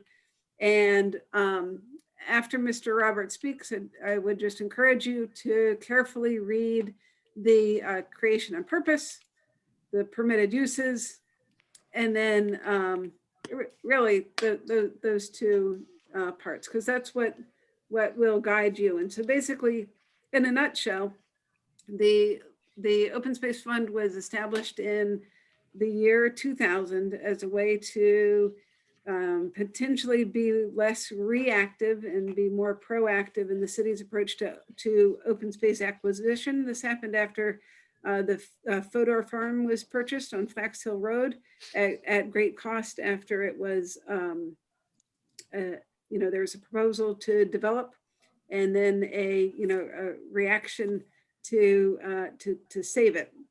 And then the next year, that was in 1998, and then in 1999, similar thing happened at what we call the Crossland parcel, which is up in East Norwalk off of Blake Street. Similar situation. So the way that when it was established, there is this whole procedure for using the funds, and there's a bunch of different governmental entities that use of the fund needs to go to, but it starts with the Conservation Commission, and you are tasked with figuring out, is it whatever is being asked for, is it an appropriate use of the fund? If you do determine that it is, it then goes on to the Planning Committee of the Council, then it goes to the Planning Commission as an section 824 referral, and then on to the full council. So just so you know that. So with that, I'll stop sharing and stop sharing my screen and I'll shut up and give the floor to Mr. Roberts. Thank you, Alexis, and thank you, commissioners. So I first want to start off by saying that this is not an ordinary request. I've been the Parks Director for 2 years, but even dating back to my even dating back, there isn't a record of us actually purchasing an actual real property or structure that's currently on a park's parcel. So the Salem School, I'm not sure if everyone's familiar with it, but the Salem School operates out of a calf pasture beach. There's been a sailing school operating in Norwalk. I think it was one of, it dates back to, I think 54 years. The current operator, Bruce Castlewitz, has operated at that site for 37 years. They provide summer camp programming for youth, teaching kids how to sail, as well as offering rentals of sailboats, kayaks, paddle boards, those types of things. There is a storefront / storage structure that the former Parks Director did allow the vendor to erect in 2009 after Sandy. That building does have power, does have water, does have a deck, which it uses for classroom instruction for participants there. The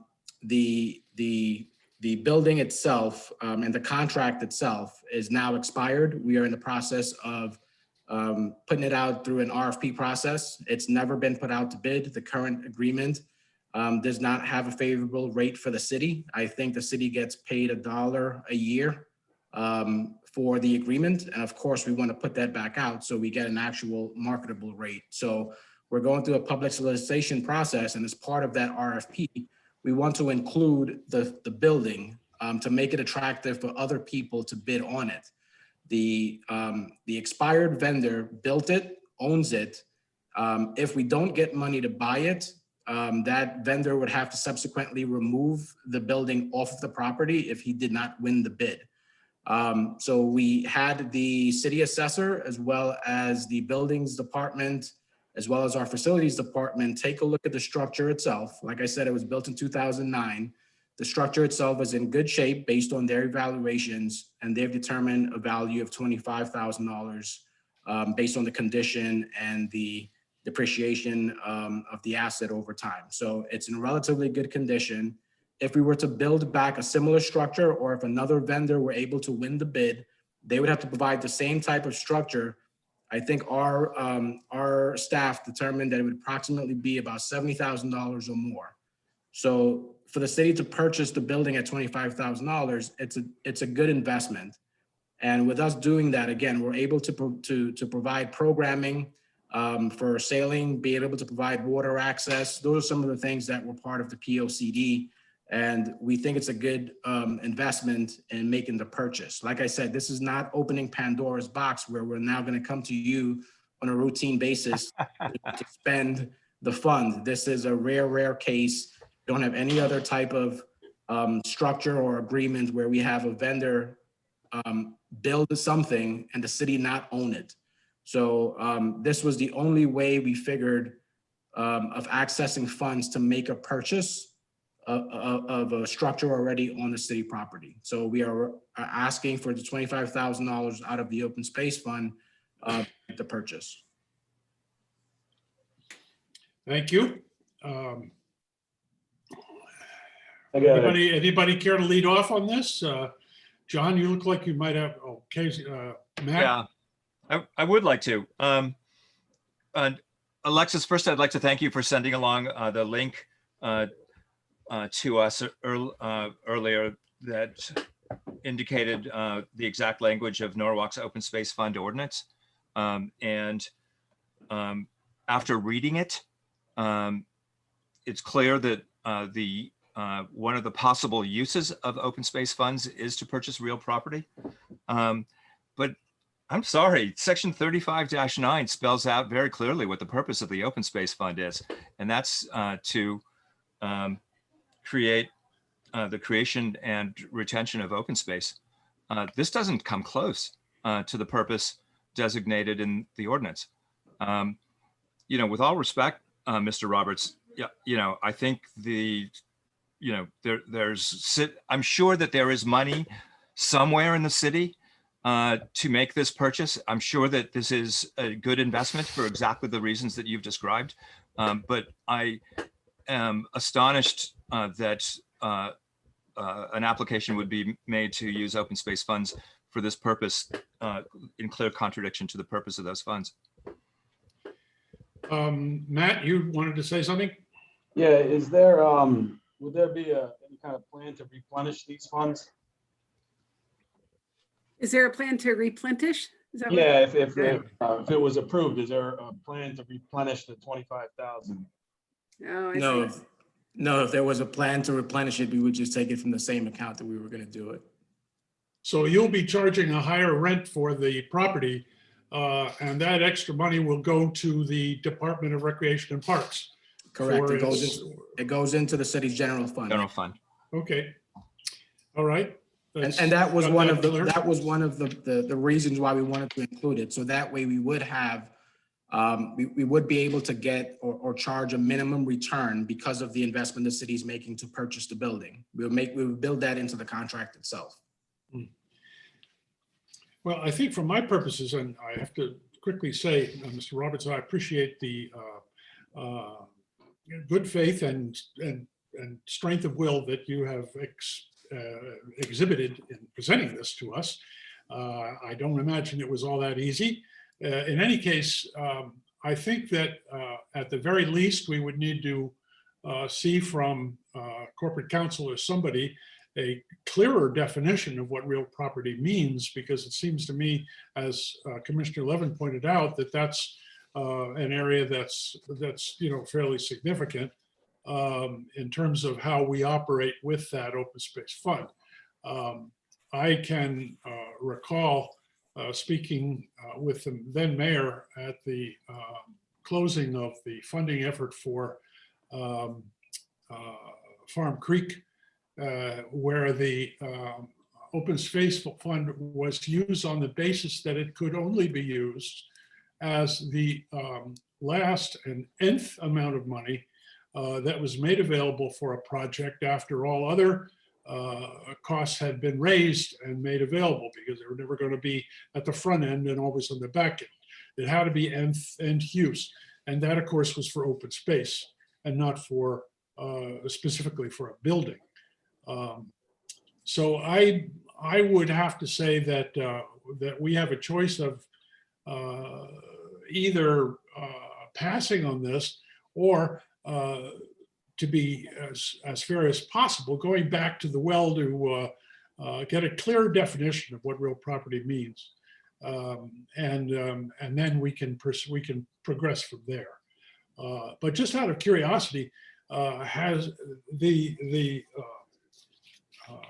you speak of the 37 years duration tenancy as being expired or gone. Has that tenant agreed to pay $25,000 for this building, or they just kind of get the use of the building for an additional period of time? No, so that was part of the reason why we had the assessor look at it, as well as facilities, as well as the buildings department, to determine the value. We told and we offered the current vendor that $25,000 is what we would pay for it, if approved, if the funding was secure. So that's Okay. agreed upon price. Okay, so if it should turn out that that person wins the RFP, then the 25,000 would change hands, and we would be going forward with a vendor in place at Camp Pasture. Correct. And even if that same vendor happened to win the bid, by putting the structure into the RFP, it allows us to charge a certain rate of return on it, right, with the contract. So whether it's based off of a flat rate or whether it's based off of gross receipts or something like that, we can now strengthen that that proposal, because now we're offering infrastructure as well as an opportunity for a provider to come in and offer these services. In the RFP, and this is important to me, if not for the other commissioners, is this just is this a business that people who can afford to pay go to and pay and rent boats and do whatever they feel like doing there? Or is there some public service or some kind of community contribution that factors in on this in some way? So there hasn't been before. I think for the 6-week program, for the sailing classes, I think it was something like $2,600. Just really, really overpriced, didn't really meet the needs of the entire community. And that was one of the concerns that I had in putting out the RFP. Like, I want to see an opportunity where there's equal access to the water. I want to see opportunities for scholarships. Those are all things that we can build into the contract as we move forward. But the way the agreement, the long-standing agreement was, none of those terms were put in place. The agreement was actually a lease agreement as opposed to a license agreement, which was an issue. And this was the reason why we wanted to go through a solicitation process to put it out there. There's a number of sailing schools in and around Norwalk. There's a number of rowing program in and around Norwalk. And a lot of those not-for-profit agencies have missions of providing access. So that's what the intent was of putting it out as a new RFP to do that. It's not a money grab. It's not to make the most money, but it's to provide the best community service for the residents. Thank you. Commissioners, anybody else? Yeah, I actually have two remaining questions, one for Mr. Roberts and I think one for Alexis. For Alexis, can you state how much money is actually in the open space fund? Yes, it's approximately 272, almost $273,000. Okay. And again, the open space fund was never intended to actually have so much money in it that it would fund the acquisition of a property with just it. It is used to leverage other funding grant sources. It's a short ordinance, so it's really sweet. Yes. You know, that money is governed under that ordinance, so it's simple. Mr. Roberts, I have to believe there's other sources of $25,000 within the city of Norwalk government for making this investment. I agree with you, it's a sensible investment, but I can't possibly envision open space fund being a legal source of funds for this purpose. You know, I'm not a lawyer and I'm not going to pretend, you know, to opine, but, you know, I read the ordinance and the purpose doesn't fit. Come on, I mean, it's Parks and Rec. There's got to be, you know, there's got to be money for this. Can't you go to the council and say, give us $25,000? So this would be categorized as a capital purchase, right? It's over $1,000 as a capital purchase. Typically, we would go through the budgeting process, submit a request for this.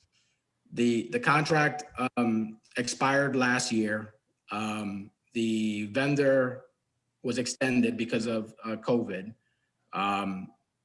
Honestly, we did not put the request in the budget because they were just higher priorities with more significant amounts of requests. I think originally our budget request for this year was approximately $7 million. I think the CFO's recommendation was 3.1, right? So I don't know if we would have been successful going through a capital request for a number that small. So the open acquisition fund seemed to make sense. And I think you're right.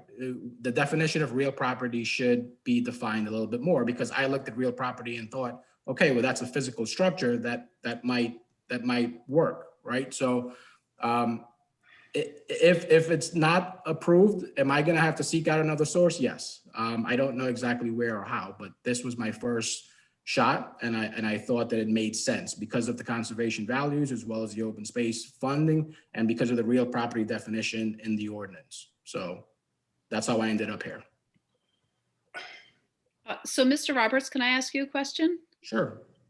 Do you foresee this space being used in any educational purposes, having classes down there, teaching them about the ecosystem and the water and Yes. anything So we've been working in partnerships in the last 2 years that I've been here, in partnership with the Sea Aquarium, because they also have summer camp programs where they take kids out on a boat, but they also bring them to the shoreline to have them sort of just go along the shore and find and discover and educate them and do things like that. So again, I've been here 2 years. I think the beach and our summer camp program really needs to be revised. But of course, enrichment and education along the water would definitely be one of the things that we could use the building for. We've never had that building, so we've never had that space to be able to utilize. A vendor would use it for summer operations, pretty much that would run from May through August. And then the rest of the year, the city would have access to the building to be able to do some of those additional programming that you're mentioning. And Alexis, I wanted to ask you, I know you mentioned Fodder Farm and there's buildings on that property. Was that able to go through because there is the open space there? It wasn't just purchasing the buildings themselves? Oh, Or so is it just very different? yeah, it was different. So so the city purchased in 1998, which is before I got here, that entire property that included the existing buildings associated with what's now the farm. So when the city purchased it, it purchased the whole kit and caboodle. Does that make? Does that answer your question? The parcel and the physical structures were both part of that purchase. Right. Department did renovate the farmhouse. It is renovating the caretaker's house. And it also renovated the barn house as well. So yeah, that's why I said the connection between parks and conservation is very close. And again, I'm not using that to acquire or utilize the funds. I'm just saying it's a natural fit and a partnership between both departments. And Alexis, I guess my one more question is, how often do these kind of requests come up? It sounds like maybe not that often. Not that often. Let me go to a file. Get my refresh my memory file.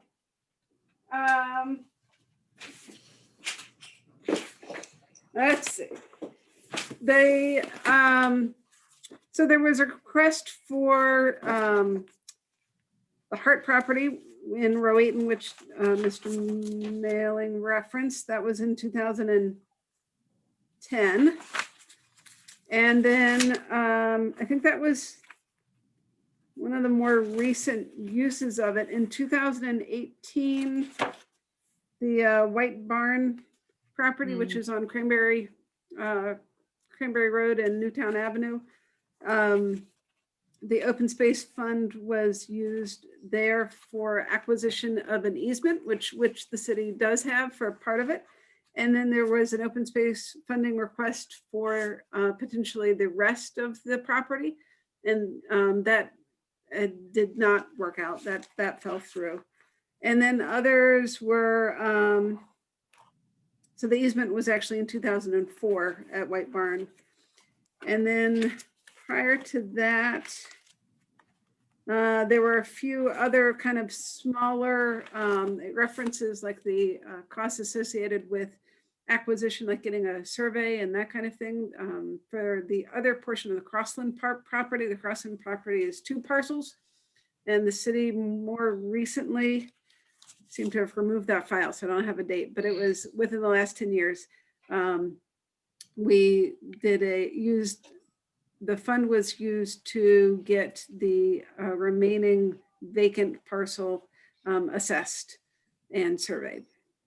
So, you know, not every year, but maybe every 3 years, there tends to be a request. Kind of fits and starts, I'd say. Okay. I could say, Jennifer, in the years that I've been on the commission, we've never had, it's never come before us. This is a first for me. Anybody else have questions or comments on this? Even if it doesn't work out, it was a good idea to try. Well, yeah. I mean, personally, I'm very, very sympathetic with what Parks and Rec is trying to do.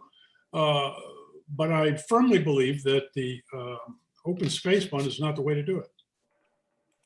So just hypothetically speaking, are there any restrictions if the Parks Department were able to come up with a plan to reimburse the open space fund? Is that something that could be entertained? I don't know if that would even be something that they would consider. So if the funds were to be used under such a structure, that would constitute a loan, and a loan is not one of the purposes specified in the ordinance. Yeah, I mean, it has, so in the ordinance, Matt, it lays out sources of funds. Okay, I clearly didn't read the whole thing, but Yeah, so I don't it's, know. it's It would- unfortunate in a way, given that it is financially favorable to their department. It's kind of Right. outside the box. Nick, you're gonna get this money. You get it from council. That's their job. It's a smart thing to do. It's a rough year to ask for more money. You guys are a lot friendlier than those council people. Take it out of the police budget. They pay. You wait a minute. You want me to tell the mayor Yes. to take it out of the police? I'll tell them for you. I'll Nick. tell them. Yeah. Yeah, I'll go tell for them it. you. I'll do it. I'm going to, the commissioners will forgive me, but I'm going to call the question. Alexis, what is the proper way for us to resolve our position on this? Do we need a motion? Yeah, I think that a motion of some sort, whatever you want to make a motion for.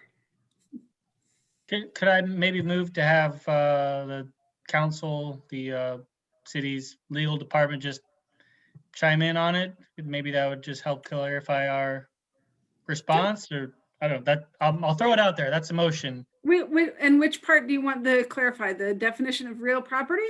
Sure. Okay.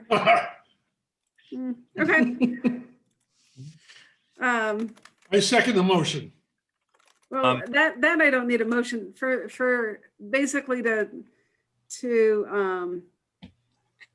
So the effect of that motion is to continue this discussion. No, I think that the point of the motion, we're discussing it right now, if that's okay.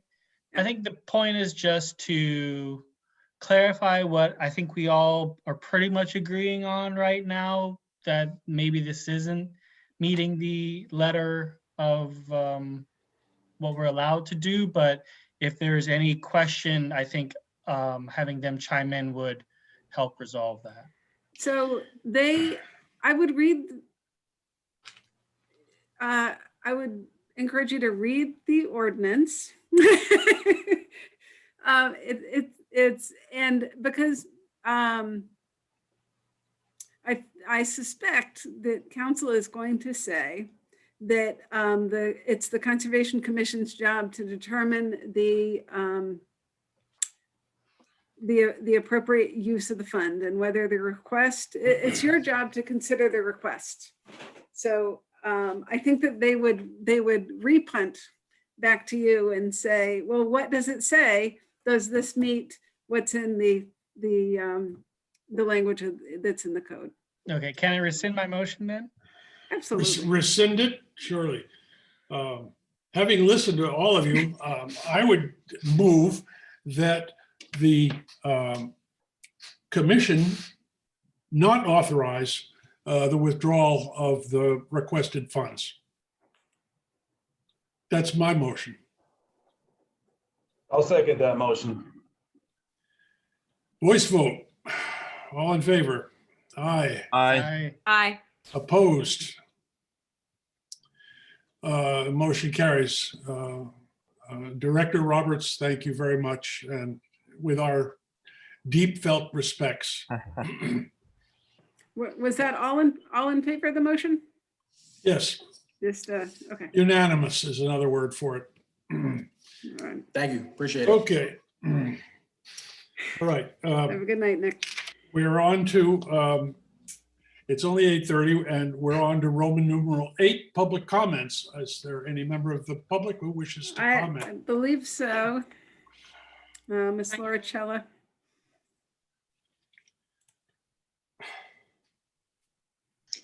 Good evening. That was an interesting conversation about the Open Space Fund, and that is the reason why I wanted to speak briefly tonight. For those of you that are new on the commission, and I welcome you, and many of you who I've known for a while, my name is Diane Lorich. I currently live in the Cranberry area, and I am a former member of the Norwalk Land Trust, the founding president of the Norwalk River Watershed Association way back in the 90s, a longtime member of Sierra Club. long story short is I'm not trying to tell you how environmental I am, but I have deep roots in the community and also have looked at various projects, including the White Barn Theater. I was helping with that up until almost the last 5 years. Then I moved on to other things. I was one of the people with Mr. Levin that saved Fodor Farm, which has turned into just a lot of what we wanted, which was a community-based place for people to feed their families and also grow trees. It's a big success, but it was a large project. It was a beautiful project where we got everyone across the city. So the reason I'm mentioning that particular project is because I wanted to make sure that this commission consider the following. Over the years, on occasion, I have looked in on the commission and spoken on various projects, including pollinator pathway, etc. One of the charges in the charter, in my read of this commission, is that its staff, as well as this commission, is supposed to keep track of not only the current open spaces and have taken inventory, but also threatened open spaces, those of which, for instance, are privately held, but we may need a time when the city purchases it or offers it. And that's why the Open Space Fund under then Mayor Alex Knopp was created to begin the process of having money to leverage, as Ms. Chetty said, but also at times to outright purchase. Now, I'm not sure that this was stopped, but there are enabling state regulations that allow in real estate conveyance a 0.5% or a 1/4% of that real estate property tax purchase to be put into the fund. I believe there was enabling legislation that this city never seized upon. It was only an offer. The state did not say the city must do it, but the city may. I would ask that this commission make haste to just inquire why the city did not take up, I think it was 1/4, and Alexis, I'm sure knows this, 1/4%. It was a small amount of each purchase. Now, this was done over 10 years ago. Just think of the amount of money we would have had in this open space fund. And the reason why I'm mentioning that is because currently the state legislature is again having a real estate conveyance bill in the state legislature, but it will be used for more than just open space. It also could be used for climate change projects, helping to stop flooding and the like. But here's another reason. Currently, in order for the city of Norwalk to build one of its schools in South Norwalk, because some of the current park behind the Ely School would be a taking of open space, the state of Connecticut rightly said to the city, you cannot build this school until you adequately replace the open space with other open space near the neighborhood. Unfortunately, what happened with the council is they found some open space to purchase, but it was in West Norwalk. So it was nowhere near the South Norwalk community. So again, I would posit that if the Conservation Commission would consider taking up this duty, that you could assist in getting that particular project forward, but also you would have been able to weigh in and say, listen, City Council and the City of Norwalk, that is not a fair swap. The state of Connecticut has strictures on what they consider a swap or a taking replacement. So the reason I'm speaking, and I'm all done now, is I really, of course, feel that the Conservation Commission has many roles. You mostly act as an agency. I have spoken before to request that you consider other duties, but this is one duty that is in your charter, and I do think it's needed. Lastly, because of our POCD, which many of you took part in, I did in the environmental part, and I asked that this commission read that section, any environmental section of the POCD or Plan of Conservation and Development. We did request that whenever possible, that the city purchase what is known as vest pocket parks as well, since we're an urban community. And that could mean setting aside a small area where people can just congregate and rest and relax and take in the urban setting. It doesn't have to be a major park like Cranberry Park. But on occasion, there might be times when we want to expand our parks and with an acre or a quarter acre, and the roughly 273,000 could be used for that. But I suggest the city, number one, needs to revive and engage on the real estate conveyance fee, because as you know, in Fairfield County, $273,000 is not going to buy very much. It's okay for leveraging, it's okay for doing your surveying, but I think we could do more. Even in a city like Norwalk, there are places where we could put together green areas that are needed in an urban setting, especially in South Norwalk and District A. So I thank you for your time, and I'd love you to consider this, and please feel free to get in touch with me. I will reach out to Alexis, because I think that you could do a lot more with the open space. And I really appreciate what you all said about the use by Mr. Roberts. I agree that I would like to see a corporation give $25,000 so that their name is on a little plaque, because $25,000 is a lot of money. I'd like to see that $25,000 be used to allow Alexis to have additional staff, quite frankly, or at least part-time consultants. Thank you. Alexis, do we have any other public comments on our list? No other attendees. Moving on then to Roman numeral 9. Oh, I'm sorry. One quick question. Are commissioners allowed to ask the public commenter questions, or is it just public comment and then move on? It's not forbidden to ask questions. It is forbidden to answer them. Okay. I just want to respond to Diane Loricella's public comment. When I was reading the ordinance, the open space ordinance, I also was surprised that a portion of conveyance taxes are not used for purposes of gaining funds for the open space fund.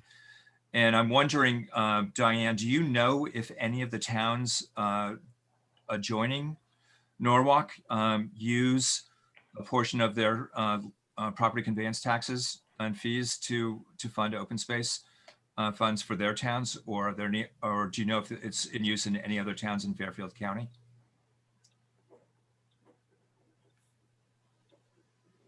John, Commissioner Levin, thank you for that question.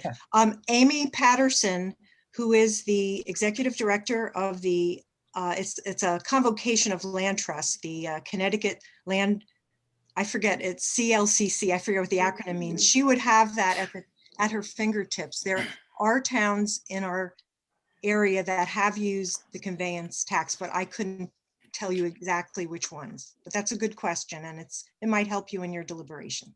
I just want to say thank you very much for raising this particular issue. I think it's appropriate and timely, and I hope we're able to find a way for the Conservation Commission portion of this commission to move forward on what you've described. I think I have an answer to that one. I'm looking at it right now, and I think the eligible municipalities includes Norwalk, and then Stamford would be the closest one to us. I'm not seeing any other towns directly adjacent to Norwalk, just FYI, on the list. I don't know if I'm looking at the right list, though. Eligible municipalities for? Yeah, I can put a link in the chat, or maybe we should just all quit and go to bed, but I don't know how to do that. Sorry. Alexis, I thought we were collecting You can a very, send it, very small amount of the transfer tax. not to the open space fund, no. Okay. No. Not that I'm aware of. Can we just, for the sake of being 100% sure, double check it? Yeah, absolutely. Good. Anyone else? Okay. Now I'm going to go to comments of staff, number 9. Alexis? No, I have a list of different emails with links to send to you guys, and I will try to start working on a kind of a list of other activities, just so you guys get a report of the minor permits and the violations that are going on without your involvement. But I don't have time to make that list yet. But Okay. yeah, we're busy. It's the start of spring. It was beautiful out today, and brace yourselves for more enforcement actions and more corrective action applications on your agendas.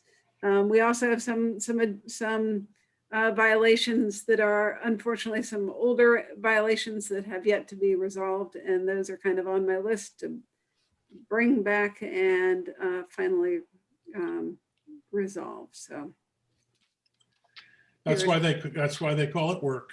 Yep. Anyway, okay, number 10, comments of commissioners. Any comments from amongst colleagues here? I would just like to point out that John and I sat through a presentation, a Zoom presentation on Saturday on Connecticut Bar Association, talking to us about what we can and can't do legally as regards our assignments, not just wetlands, but zoning and planning. It was all very interesting. One thing that I took away that I would like to pass along is that if we make site visits, we must do so in such a way that we don't constitute a quorum. Okay, I mean, if 4 or more of us go to take a look at a property, technically that's going to mean that we're having a meeting. And unannounced, unpublicized, just let's not do it, okay?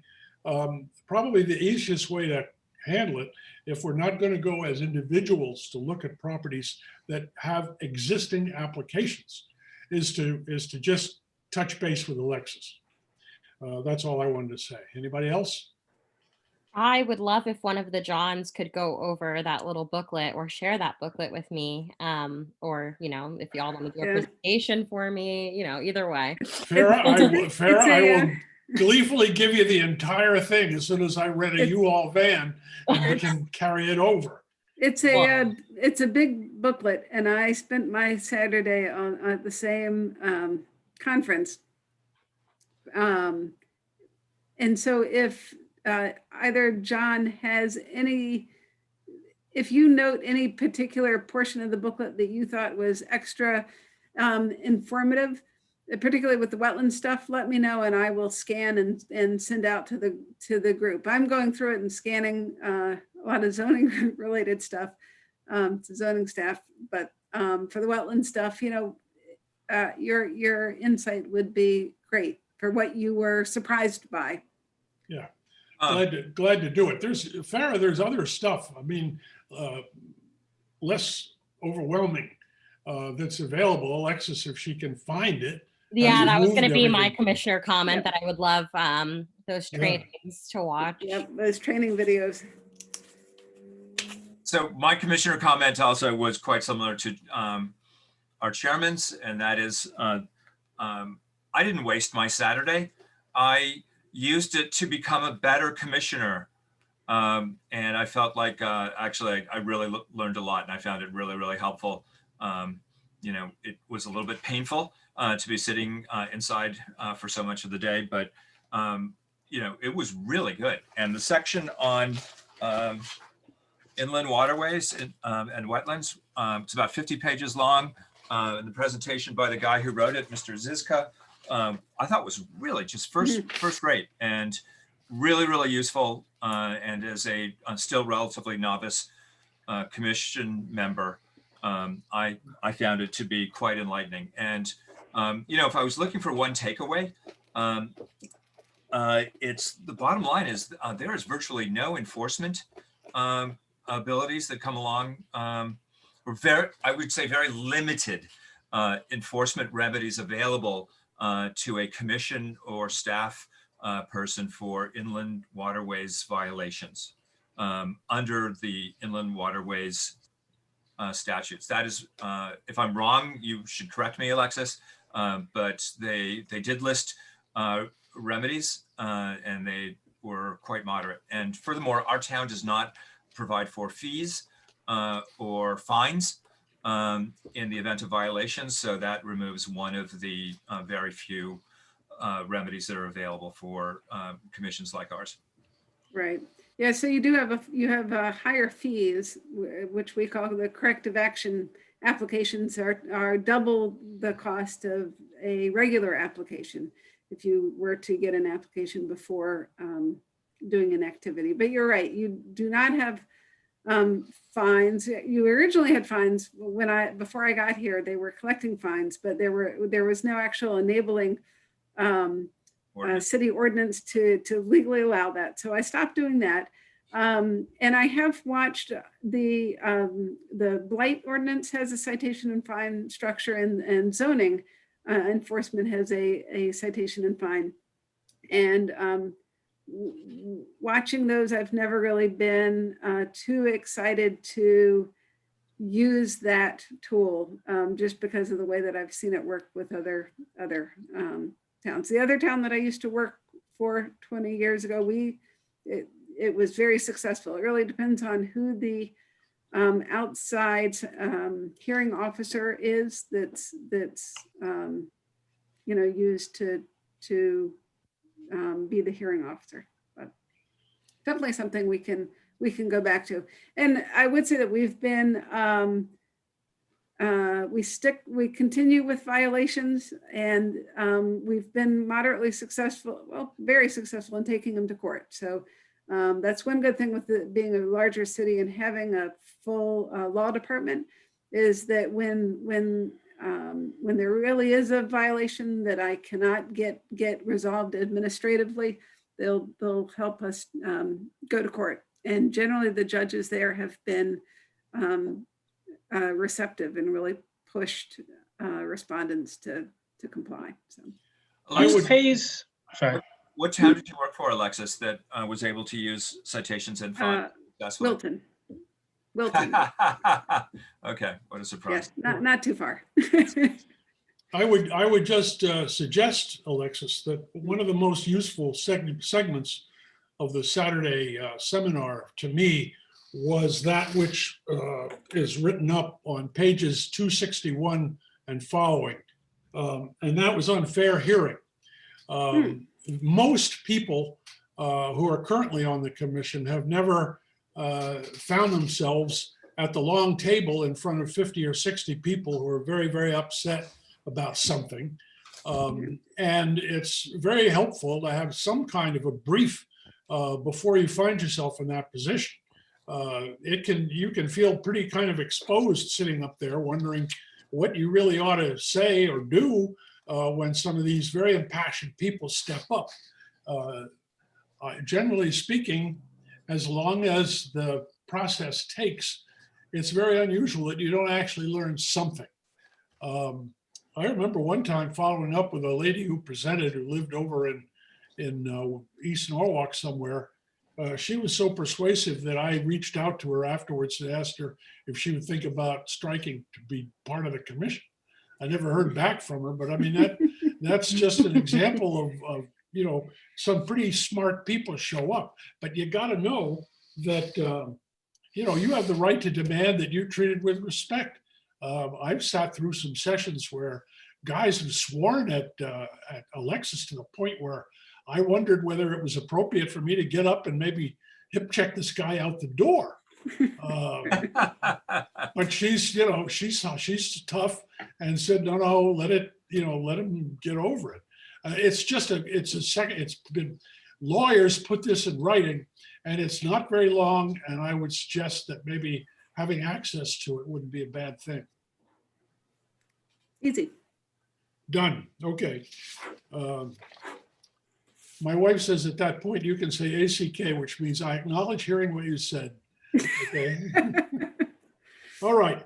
Any further comments from commissioners? Hearing none, we're down to number 11.